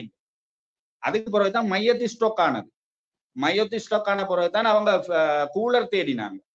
கூலர் தேடி கொடுத்த நாங்க அதுல சம்பந்தப்படையில தனவந்தர் சம்பந்தப்பட்டு கூலர் வாங்கி கொடுத்தாங்க. அதுக்கு பிறகு அரசாங்கம் நிர்பந்திக்கப்படுது ஜனாசாவை புதைக்கணும் அடக்கணும். அதனாலதான் ஒரு வறண்ட பிரதேசத்தை தேடுங்கன்னு ஆர்டர் பண்ணினாங்க. ஓட்டமாவடி விளங்குதா உங்களுக்கு? அப்ப ஓட்டமாவடிக்கு முதல்ல இன்னும் கிண்ணியால் அங்கிங்க நாங்க பார்த்த நிறைய இடங்கள் எங்கட கூட்டாளி மரம் வச்சு நான் சொல்ல அவ்வளவு எல்லாம் போத்தே இல்லை. இன்னமும் இப்பயும் செய்யுங்களேன், உங்களோட மையவாடியில நீங்க ஒரு 10 பேச்சஸை ரிசீவ் பண்ணி வைங்களே. இப்படி ஒரு பிரச்சனை வந்தா சேஃப்டி காட்டுங்களேன். இதுக்கு போல அந்த மாதிரி பிரச்சனை வர்றதுக்கு வாய்ப்பு இல்லை. ஏன் வராது? எப்படி சொல்ற? எப்படி சொல்ற? அப்படின்னு சொன்னா ஒரு தேர்தல் ஒன்று வர இருக்கணும். தேர்தல் ஒன்று வாரதாக இருந்தால்தான் இந்த மாதிரி ஒன்றை குழப்ப வேண்டும். சிறுபான்மையை வச்சுக்கொண்டு பிரதர் வராம இருக்கட்டும், அல்லாஹ்வை நாங்க பிரார்த்திக்கிறோம், இனி இந்த மாதிரி பிரச்சனை வரக்கூடாது. ஆனால் 1200 வருஷ வரலாற்றுல ஒரு பிரச்சனை வந்தது தானே. 1200 வருஷ வரலாற்றுல ஒரு பிரச்சனை வந்தது தானே முஸ்லிம் சமூகத்துக்கு. அப்ப அது மாதிரி இன்னொரு பிரச்சனை வராதுன்னு நாங்க எப்படி முடிவு எடுக்கிறோம்? வந்தால் என்று வச்சுக்கொள்வோமே, வந்தால். ஆகவே வந்தால் என்ற சம்பவத்துக்கு நாங்க முன்னேற்பாடு இருப்போமே. வராதுன்னு எப்படி உத்தரவாதம் செய்யற? நாங்க இவ்வளவு காலம் ஒன்றுக்குள்ளொண்டு இருந்த மக்கள் தானே இன்றைக்கு அவ்வளவு பெரிய பிரச்சனைக்குள்ள வந்தது. ஏண்டால் சர்வதேசம் வந்து உருவாக்குது பிரச்சனை. சர்வதேசம் உள்நாட்டுக்குள்ள பிரச்சனையை உருவாக்குது, உருவாக்கி அரசியல் செய்யறாங்க. அப்ப அந்த அரசியலுக்குள்ள வரக்குள்ள சமூகமாக பாதிக்கப்படுது. தமிழ் மக்களா இருக்கலாம், சிறுபான்மையா, அந்த கிறிஸ்தவ மக்கள் என்ன அநியாயம் செஞ்சதுக்கு அந்த மக்களை கொண்டு போட்டது. அப்ப இந்த மாதிரி நிறைய பிரச்சனை இருக்கு பிரதர். அதனால நாங்க எதையும் வந்து கம்ஃபிடென்ட்டா வந்து இனி நடக்காது அப்படின்னு அண்டர்லைன் போடலாம். Very sorry. அந்த அளவுக்கு அண்டர்லைன் பண்றதுக்கு இங்க எந்த அரசாங்கமும் இன்னும் உறுதி தர இல்ல. சாரி ஜபின் பிரதர், நாங்க பொது பிரச்சனையில வந்தால் வெள்ளம் வரும் முன் நாங்களும் எங்கட சேஃப்டி கார்டை வச்சு கொள்வோமே.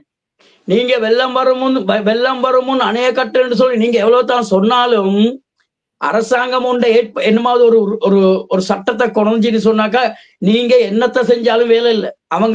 அவங்களுக்கு தேவையான மாதிரி தான் அவங்க செய்வாங்க. இந்த மையத்தை எரிப்பா இருக்கட்டுமே, நான் கேட்கிறேன் உங்ககிட்ட, நீங்க சொல்லுங்களேன், இந்த மையத்து எரிப்பு நடந்துதானே இலங்கையில? இந்த மையத்து எரிப்பு இது வந்து சுகாதார ப்ராப்ளம் உண்டா இல்ல ஒரு பழி வாங்கலாம்? அது நீங்க இதுக்கு பதில் சொல்ல வேண்டாம். எனக்கிட்ட உண்மையில இதுக்கு பதில் கொடுத்தா அவங்களுக்கு நாளைக்கு பிரச்சனை வரும். எனக்கிட்ட இது ஒரு பழி வாங்கல சந்தேகம் தானே. இல்ல, எனக்கு அந்த பிரச்சனையை பத்தி பிரச்சனையே இல்ல. அந்த பிரச்சனைக்கு பயந்தா நான் ஊடகத்துல வந்து பேச வர்றதும் இல்ல. அப்படியே நான் பார்லிமெண்ட்டுக்கு கேட்க வந்து மிரிக்க மாட்டேன்.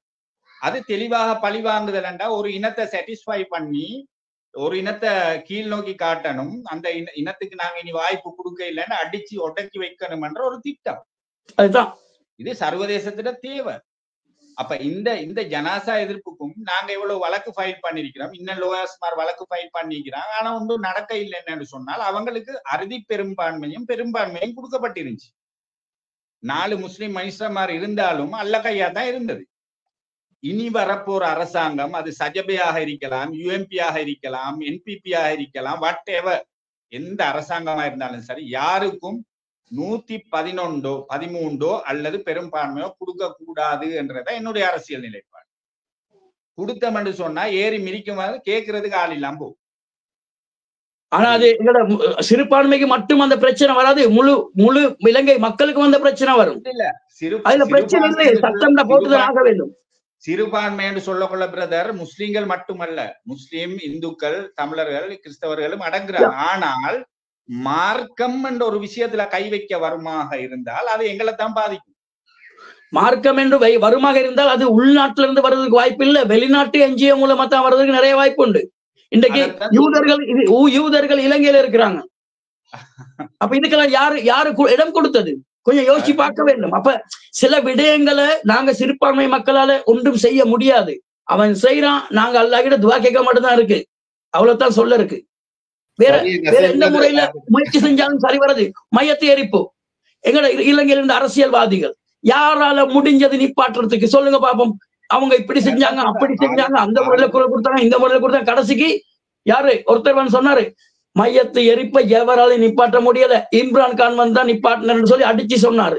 அவர் யாருன்னு உங்களுக்கு தெரியும், அவர் எப்படி பட்டவர்னு உங்களுக்கு தெரியும். இல்ல நான் சொல்றேன் என்னண்டா, இப்ப ஜனாசா விவகாரத்துல ஒரு படம் எடுத்தாங்க. படம் எடுத்தது யாரு? முஸ்லிம்களால ஏற்றுக்கொள்ளப்பட்ட மாமனிதன் அஷ்ரப் அவங்களோட மகன். எடுத்த படத்துல அவங்க ஒரு அரசியல் தான் செஞ்சிக்கிறாங்க, சம்பந்தப்பட்டவங்களோட பேரே வராம. அப்ப இதெல்லாம் எல்லாம் நாடகம் தான். ஏன் இப்படி முஸ்லீமாக இருந்து கொண்டு ஒரு நல்ல தலைவரோட மகன் ஒன்று நீங்க சொல்ற மாதிரி நாடகம் நடிக்கிறேன்னு சொன்னா இது மிகவும் ஒரு கவலைக்குரிய விடயம் தான். ஏன்னு கேட்டால் மர்ஹூம் அஷ்ரப் அவர்களுடைய மகன் என்று சொன்னா நாங்க அவருடைய அந்த உண்மையில இன்றைக்கு வரலாறில் பேசக்கூடிய ஒரு மாமனிதர் தான் மர்ஹூம் அஷ்ரப் அவர்கள். அவர்களுடைய போட்டோக்கள், அவர்களுடைய பேச்சுகள் இல்லாத ஒரு தேர்தல் இதுவரைக்கும் நடந்ததே இல்லை. அப்ப இந்த மாதிரி ஒரு திரைப்படத்தை எடுத்து மையத்தை எரிப்புக்கு கையை தூக்கினவங்களையும் கொண்டு வச்சு படம் சூப்பரா இருக்கு, வரலாறு பேசக்கூடிய படம்னு சொல்லி அந்த ஆபீஸ் நாசில் பேசுறது நாங்க கேட்டோம். அப்ப இந்த மாதிரி ஒன்று செஞ்சது ஒரு முஸ்லிம் சமூகத்துல இந்த கேள்வி எழும்பத்தான் செய்யும், இது ஒரு அரசியலுக்காக எடுத்த படம் என்று சொல்லி. கண்டிப்பா. இப்ப அதுதான் இப்ப ஒரு புத்தகம் வெளியிட்ட கோட்டாபய ராஜபக்ச முன்னாள் ஜனாதிபதி புத்தகம் வெளியிட்டது. அந்த புத்தகத்துக்கு யாரும் இன்னும் மறுமொழி எழுத இல்லை. ஆனா நான் அதுக்குரிய ஏற்பாடு செஞ்சு கொண்டு இருக்கிறேன். ஏன்னா நாளைக்கு அந்த புத்தகத்தை பார்த்த புள்ளால் அதுதான் வரலாறுன்னு நினைப்பாங்க. அதுக்கு மாற்று புத்தகம் அதே தலைப்புல நான் எழுதி கொண்டு இருக்கிறேன். அதே சிங்கள மொழியில நான் இன்ஷா அல்லாஹ் துஆ செய்யுங்க, அதுக்குரிய ஏற்பாடு நடந்து கொண்டுதான் இருக்குது. நான் சொல்றேன், ஒவ்வொரு விஷயத்துக்கும் நாங்க ஒரு ரிப்ளைய கொடுத்து வைக்கணும் என்றேன். இல்லாட்டி நாளைக்கு வர சமூகம் எங்களை ஏசும், இவனல் இழிச்சவாயனர் மாதிரி இருந்து இருக்கிறேன். நீங்க கொஞ்சம் எங்கட ஊடகவியலாளர் இருக்கட்டும், அரசியல்வாதிகளும், பெரிய பெரிய தனவந்தர்களாக இருக்கட்டும், இவங்க குரல் கொடுக்கிறது எப்பன்னு கேட்டா கோச்சி போன பிறகுதான் கை காட்டுறது. அதாவது நடந்து முடிஞ்சு இப்ப 5 வருஷத்துக்கு முந்தி பேசின விடயங்களை இந்த இப்ப கொண்டு கிளின்னு கிளிக்கிறாங்க. அந்த நேரத்துல குரல் கொடுக்க முடியல. ஏன் அந்த நேரத்துல குரல் கொடுக்க முடியவில்லை? காரணம் என்னன்னு கேட்டா அல்லாவுக்கு பயம் இல்லை அந்த நேரம். அப்ப மௌத்துக்கு, உயிருக்கு பயம் அந்த நேரம். ஆனா இப்ப மார்க்கமும் முக்கியம், அல்லாவுக்கும் பயம். ஏன் இப்படி பேசினாங்கன்னு சொல்லி பழைய வீடியோக்களை கொண்டு இப்ப பேசி கொண்டிருக்கிறாங்க. நான் அதைத்தான் சொல்றேன். இந்த சமூகம் இப்படியான ஒரு கட்டமைப்புக்குள்ளதான் இருக்கிறாங்க. இப்ப என்ன செய்யண்டால், இப்ப நான் சொல்றேன், நான் ஒரு புத்தகம் எழுதுறேன், அது கோட்டாபே எழுதின புத்தகத்துக்கு விரோதமா எழுதுறேன். அதுக்கான இப்ப எனக்கு அதுக்குரிய கோஸ்ட் இருக்குமா? விலகினா இப்ப எனக்கு அதுக்குரிய இன்வெஸ்ட்மெண்ட் இருக்குமா? அப்ப எனக்கு அதுக்குரிய கோஸ்ட் இருக்காது. அப்ப அந்த கோஸ்ட் நான் ஒரு தனவந்தர்கிட்ட போனா ஏப்ப உங்களுக்கு தேவையில்லாத வேலைன்னுவாங்க. இப்ப நாளைக்கு இந்த செஞ்ச ப்ரோக்ராமால வர ஏதாவது பிரச்சனை வந்தா அவன் வாயை வச்சுட்டு சும்மா இருக்க வேண்டியது, அவனுக்கு ஏன் தேவையில்லாத வேலைன்னு சொல்லுவாங்களே ஒழிய அவன் பேசினானே என்று சொல்ல மாட்டான். ஏன்னா அந்த அதிகாரம் எங்கட கையில இல்ல. அப்போ ஒரு விஷயத்துக்கு ஒரு இப்ப உதாரணத்துக்கு சொல்ல போனா, இப்ப இந்த நிறைய விஷயங்கள் பேச இருக்குது இப்படியான சந்தர்ப்பத்துல. ஆனா எல்லாம் தொட்டு கொண்டு போனா ப்ரோக்ராம் 4-5 மணித்தியாலத்துக்கு போகும். நான் சொல்றேன் என்னென்றால், இருக்கக்கூடிய முஸ்லிம் அரசியல் தலைமைகள் பாதுகாக்கப்படணும் என்று நான் என்றைக்கும் சொல்ல இல்லை. இருக்கக்கூடிய முஸ்லிம் அரசியல் தலைமைகள் பாதுகாக்கப்பட வேண்டும் என்று நான் என்றைக்கும் சொல்ல இல்லை. ஆனால் முஸ்லிம்களுக்கென்று ஒரு தனித்துவ அரசியல் இருக்க வேண்டும். அதுக்காக புதியவர்களை நீங்கள் நியமித்துக் கொள்ளுங்கள். இது தெளிவாக இருக்கணும். அதே மாதிரி பெருங்கட்சியில போறவங்களால சாதிக்கலாம் போனன்ற விடயத்தை கடந்த அரசாங்கம் 2019 ஜனாசா அறிப்பு விடயத்துல 4 பேர் அங்கால இருந்தும் அவங்களால எதுவும் செய்யலாம் போச்சு, எதிர்த்தரப்புல இருந்தும் ஒன்னும் செய்யலாம் போச்சு. நான் என்ன சொல்ல வரேன், அரசியலை நல்லா உன்னிப்பா கவனிக்கணும். 113 கொடுக்க கூடாது, அறுதி பெரும்பான்மையும் கொடுக்க கூடாது எந்த அரசாங்கத்துக்கும், இவங்களுக்கு மட்டுமல்ல எந்த அரசாங்கத்துக்கும். 2வது, அதுல ஒரு அந்த அரசாங்கத்தை நிர்ணயிக்கிற ஒரு அரசியலை தான் அஸ்ரப் சார் செஞ்சாங்க. அப்ப அந்த அரசியல்ல ஒரு தனித்துவமாக ஒரு சிறிய கட்சியிலேயோ ஒரு தனி உறுப்பினரோ அல்லாட நாட்டம் இருந்த எங்களையோ இல்லாட்டி எங்களை போல ஒருவரையோ அந்த இடத்துக்கு நியமிக்கப்பட்டால் அந்த அரசாங்கம் ஒரு சீட்ல தான் இருக்கும். 110 எடுத்து ஒரு சீட் தான் தேவைன்னு வச்சுக்கோங்க. நான் சொல்ற இந்த அரசியல் எல்லாம் தெளிவா புரிஞ்சுக்கோங்க. அந்த ஒருத்தன் அல்லாட நாட்டம் அது நானாக இருக்கணும்னு நான் ஆசைப்பட இல்லை, என்னுடைய சிந்தனையை போல ஒருத்தன் அந்த இடத்துல இருப்பானா இருந்தால் அந்த அரசாங்கத்தை ஆட்டம் காட்ட வைக்கலாம். நான் வெளியே போன அரசாங்கம் கவுந்து போகும், நீ இந்த ஜனாசாவை எரிக்காதேன்னு பேசியிருக்கலாம். அந்த நீங்க கேட்ட கேள்விக்கு நான் வாரன், இந்த அரசாங்கத்தோட சேர்ந்து கொள்றத பத்தி அவங்க அங்கால பாஞ்சாங்க இங்கால பாஞ்சாங்கன்ற எல்லாருக்கும் அது நிர்பந்தம். ஆனால் அதுல ஒரு விஷயம் இருக்குது. முஸ்லிம் காங்கிரஸ் ஒரு பக்கத்திலையும் ஏசிஎம்சி இன்னொரு பக்கத்திலையும் இருக்கிறது தான் சமூக அரசியல். ஆளுங்கட்சியில ஒரு டீம் இருக்கணும், எதிர்கட்சியில ஒரு டீம் இருக்கணும்ன்றதுதான் சமூக அரசியல். இது என்னன்னா, காக்க ரோட் போட்டா தம்பி அதுல கப்பலோட்ட போகணுமே. அப்ப ஏன்னா இல்லாடி தம்பிக்கு இல்லாடி அடுத்த முறை அங்க போயிடாத எலெக்ஷன் கேட்க, ஏன்னா எங்கட மக்களும் அப்படித்தான் பார்த்து கொண்டு இருக்கிற. இந்த ஒன்னும் செய்யலையே. பாராளுமன்றத்துக்கு போனா ஊர்ல பல்ப் போடணும், இல்லாட்டி ஒரு கான் போடணும். இது இந்த பிரச்சனைக்கு தான் அது சென்ட்ரல் கவர்மெண்டால காசு கொடுக்குது, பிரதேச சபையால அதை செய்ய போகுது. பாராளுமன்றம் இருக்கிற எண்ணத்துக்குன்றத முதல்ல மக்களும் விளங்கணும். இதை பத்தியும் கட்டாயமா உங்களோட இன்னும் நிறைய பேசணும், நல்ல விஷயங்கள் நீங்க பேசிக்கொண்டு வாருங்க. இன்ஷால்லா நாங்க கூடிய சீக்கிரம் இன்னொரு முறை நாங்க சந்திப்போம். இன்றைக்கு நாங்க 1.5 மணித்தியாலத்துக்கு மேல பேசிவிட்டோம் இன்ஷால்லா. என்ன பொறுத்தவரையில உங்களுடைய நீங்க இப்ப சில உண்மைகளை நீங்க பேசியிருக்கிறீங்க, வரவேற்புகள். இந்த மாதிரி தான் சில உண்மைகளை உடைச்சு பேச வேண்டும், அப்பதான் மக்களுக்கு ஒரு தெளிவு வரும். இதுவரைக்கும் பாருங்க, முஸ்லிம் சமூகத்துக்கு ஒரு தலைமைத்துவம் இல்லாம இல்லை என்று சொல்லி கொண்டிருந்த நேரத்துல இப்ப நீங்க சொல்லிட்டீங்க வக்குப் சபை தான் முஸ்லிம் சமூகத்துக்கு தலைமைத்துவம் இருந்தாலும் பாப்போம் எதிர்காலத்துல என்னென்ன எப்படி நடக்க போகின்றது என்று. அதே போல உங்களைப் போல நேரடியாக நேர்மையாக குரல் கொடுப்பவர்களை மக்கள் ஏற்றுக்கொள்ள வேண்டும். அதே போல உங்களுடைய முயற்சி, ஊடகத்தின் முயற்சி, கனவு நிறைவேற வேண்டும் என்று அல்லாஹ் கிட்ட வேண்டிக் கொள்றேன். இந்த நேரத்துல உண்மையில் நாங்க மிச்ச நேரம் பேசிட்டோம்.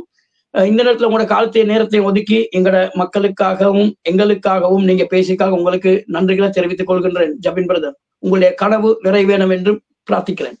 இன்ஷா அல்லாஹ் அனைவர் வாக்காளர்கள் அனைவரும் குருநாகல் மாவட்டத்துல எங்களை தெரிவு செய்யுங்கோன்னு எங்களுக்கு சொல்லலாது. நீங்க உங்களோட உரிமைகளை வென்றெடுக்கிறதுக்கு அதுக்குரிய பொருத்தமானவர்களை தெரிவு செஞ்சுக்கோங்க. நாங்க வாக்கு கேட்டு வர இல்ல, இது ஒரு லைசன் எடுத்துட்டு பேசுறேன். இந்த பேசுறதுக்கு ஒரு லைசன் எடுத்துருக்கு, மக்களுக்கு ஒரு சில விஷயங்களை பேசுறதுக்கு லைசன் எடுத்துருக்கிறேன். சும்மா ஒரு வெறும் மனுஷனா பேசினா நாளைக்கு பிடிச்சி உள்ளுக்கு போடுவான். இன்னைக்கு நான் ஒரு வேட்பாளர், அதனால நான் சில விஷயம் இந்த பப்ளிக்கா வந்து பேசியிருக்கிறேன். இதுக்கு முதல்ல சில ஊடக ப்ரோக்ராம்கள்ல கூப்பிட்டு நான் வராதுக்கும் இந்த லைசன் இல்லாதது ஒரு காரணம், அதையும் சொல்லிக் கொள்றேன். காரணம் என்னன்னு சொன்னா, சும்மா எடுத்தலாக்கே வந்து பேசி போட்டு இழிச்சவாய மாதிரி பேசி உள்ளுக்கு குந்திட்டு இருக்கா. மக்களே எங்களுக்கு கதை சொல்லுவாங்க, வாய வச்சுட்டு சும்மா இருக்க. அதனால எங்கட மக்கள் பாவம், அந்த மக்களுக்கு வந்து சில விஷயங்கள் அவங்க தெரியும்னு நினைச்சு கொண்டிருக்கிறாங்க. ஆனா அவங்க இன்னும் படிக்க வேண்டியிருக்குது, இன்னும் நிறைய கற்றுக்கோங்க. சமூகம் எந்த நிலைப்பாட்டுல இருக்கிறன்றத விளங்கிக்கோங்க. முஸ்லீம்களோட தனித்துவத்தை பாதுகாத்துக்கோங்க. முஸ்லீம் அரசியல் தனித்துவம் என்று சொல்றது ஆளுங்கட்சிக்கு 3-2 கொடுக்கறது அல்ல. நாங்க எங்கட உரிமையை வென்றெடுக்கிறதுக்கு எங்கட உறுப்பினர்களை பாராளுமன்றத்துக்கு தனித்துவமாக அனுப்பும். இதால வந்து சுயாதீனமாக களமிறங்கிறதுனால ஆளுங்கட்சிக்கு கிடைச்ச வாக்கு சரிய போறதும் இல்லை, எதிர்கட்சிக்கு கிடைச்ச வாக்கு சரிய போறதும் இல்லை. வாக்களிக்காத மக்கள் 38 லட்சம் பேர் நாட்டுல இருக்கிறார். ஆகவே யாரும் யாருடையும் வாக்கு உடைக்க தேவையில்லை. அது அதோட பாட்டுல நடந்துட்டு இருக்கும். ஆட்சியை கொடுக்கறதும் பறைக்கிறதும் அல்லாஹ் தாலா. அல்லாட நாட்டம் இருந்தா சமூகத்துக்கு ஒரு நலவு செய்யறதுக்கு எங்கட கையால எங்கட ஹயாத்து இருக்கிற நேரம் எங்களுக்கு செய்யறதுக்குரிய வாய்ப்பு கொண்டு அல்லாஹ் நாடி இருந்தால் நிச்சயமாக குறுகிய காலத்துல ஒரு முஸ்லீம் எப்படி அரசியல் செய்யணும்ன்றத செஞ்சு காட்டுறதுக்கு ஒரு சந்தர்ப்பமாக இதை நான் என்ன மாத்தி அமைச்சு கொள்வேன்ன்றதுல நான் உறுதியா இருக்கிறேன். ஜஸாக்குமுல்லாஹ் ஹைர். நன்றி ஜபின் பிரதர். இதுவரை நேரமும் இந்த தேர்தல் காலகட்டத்தில் பிஸியான நேரத்தில் எங்களோட இணைஞ்சிறதுக்கு. நசீர் பிரதர் உங்களுக்கும் நன்றி. இத்துடன் நாங்கள் நிகழ்ச்சி நிறைவு செய்து கொள்வோம். இன்னும் நிறைய பேச இருந்தது, டைம் கொஞ்சம் வேகமா போயிடுச்சு. கொஞ்சம் நாங்க பொது பிரச்சனையில பேச ஆரம்பிச்சிட்டோம். குறுநாளை விட்டு வெளியில பிரச்சனை நாங்க எலெக்ஷனுக்கு முன்னாடி நேரம் கிடைச்சா இன்னொரு நிகழ்ச்சியில சந்திப்போம். ஆனா நீங்க வெற்றி பெறுங்களோ இல்லையான்னு எங்களுக்கு சொல்ல தெரியாது, அல்லாஹ் அருள வேண்டும். இருந்தாலும் நீங்க அப்படியே ஒரு பாராளுமன்றத்துக்கு போக வாய்ப்பு கிடைச்சாலும் நாங்க நினைக்கிறோம் நீங்க போக கிடைக்கும், உங்களுக்கு அல்லாஹ் தஆலா கிருபை செய்ய வேண்டும். ஆனால் நீங்க எந்த முறையில எந்த நிலைமைக்கு வந்தாலும் இப்ப நாங்க இப்ப பேசின மாதிரியே உங்களுடைய நேர்மையான பதில்களை நீங்க தெரிவிப்பீங்கன்னு நாங்க நம்புறோம். உங்களுக்கு எங்களுடைய வாழ்த்துக்கள் ஜபின் பிரதர். உங்களுடைய வெற்றி, உங்களுடைய கனவு நிறைவேறணும் மீண்டும் சொல்லிக்கொள்ள நான் விரும்புகின்றேன். ஜஸாக்கல்லாஹ் ஹைர்.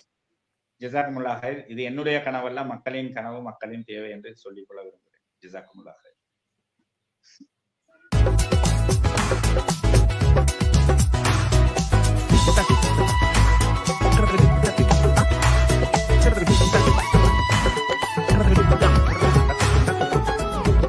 இணைய வெளிகளில் இமயமாய் நிமிர்ந்து நிற்கும் உங்கள் RTV தமிழ்.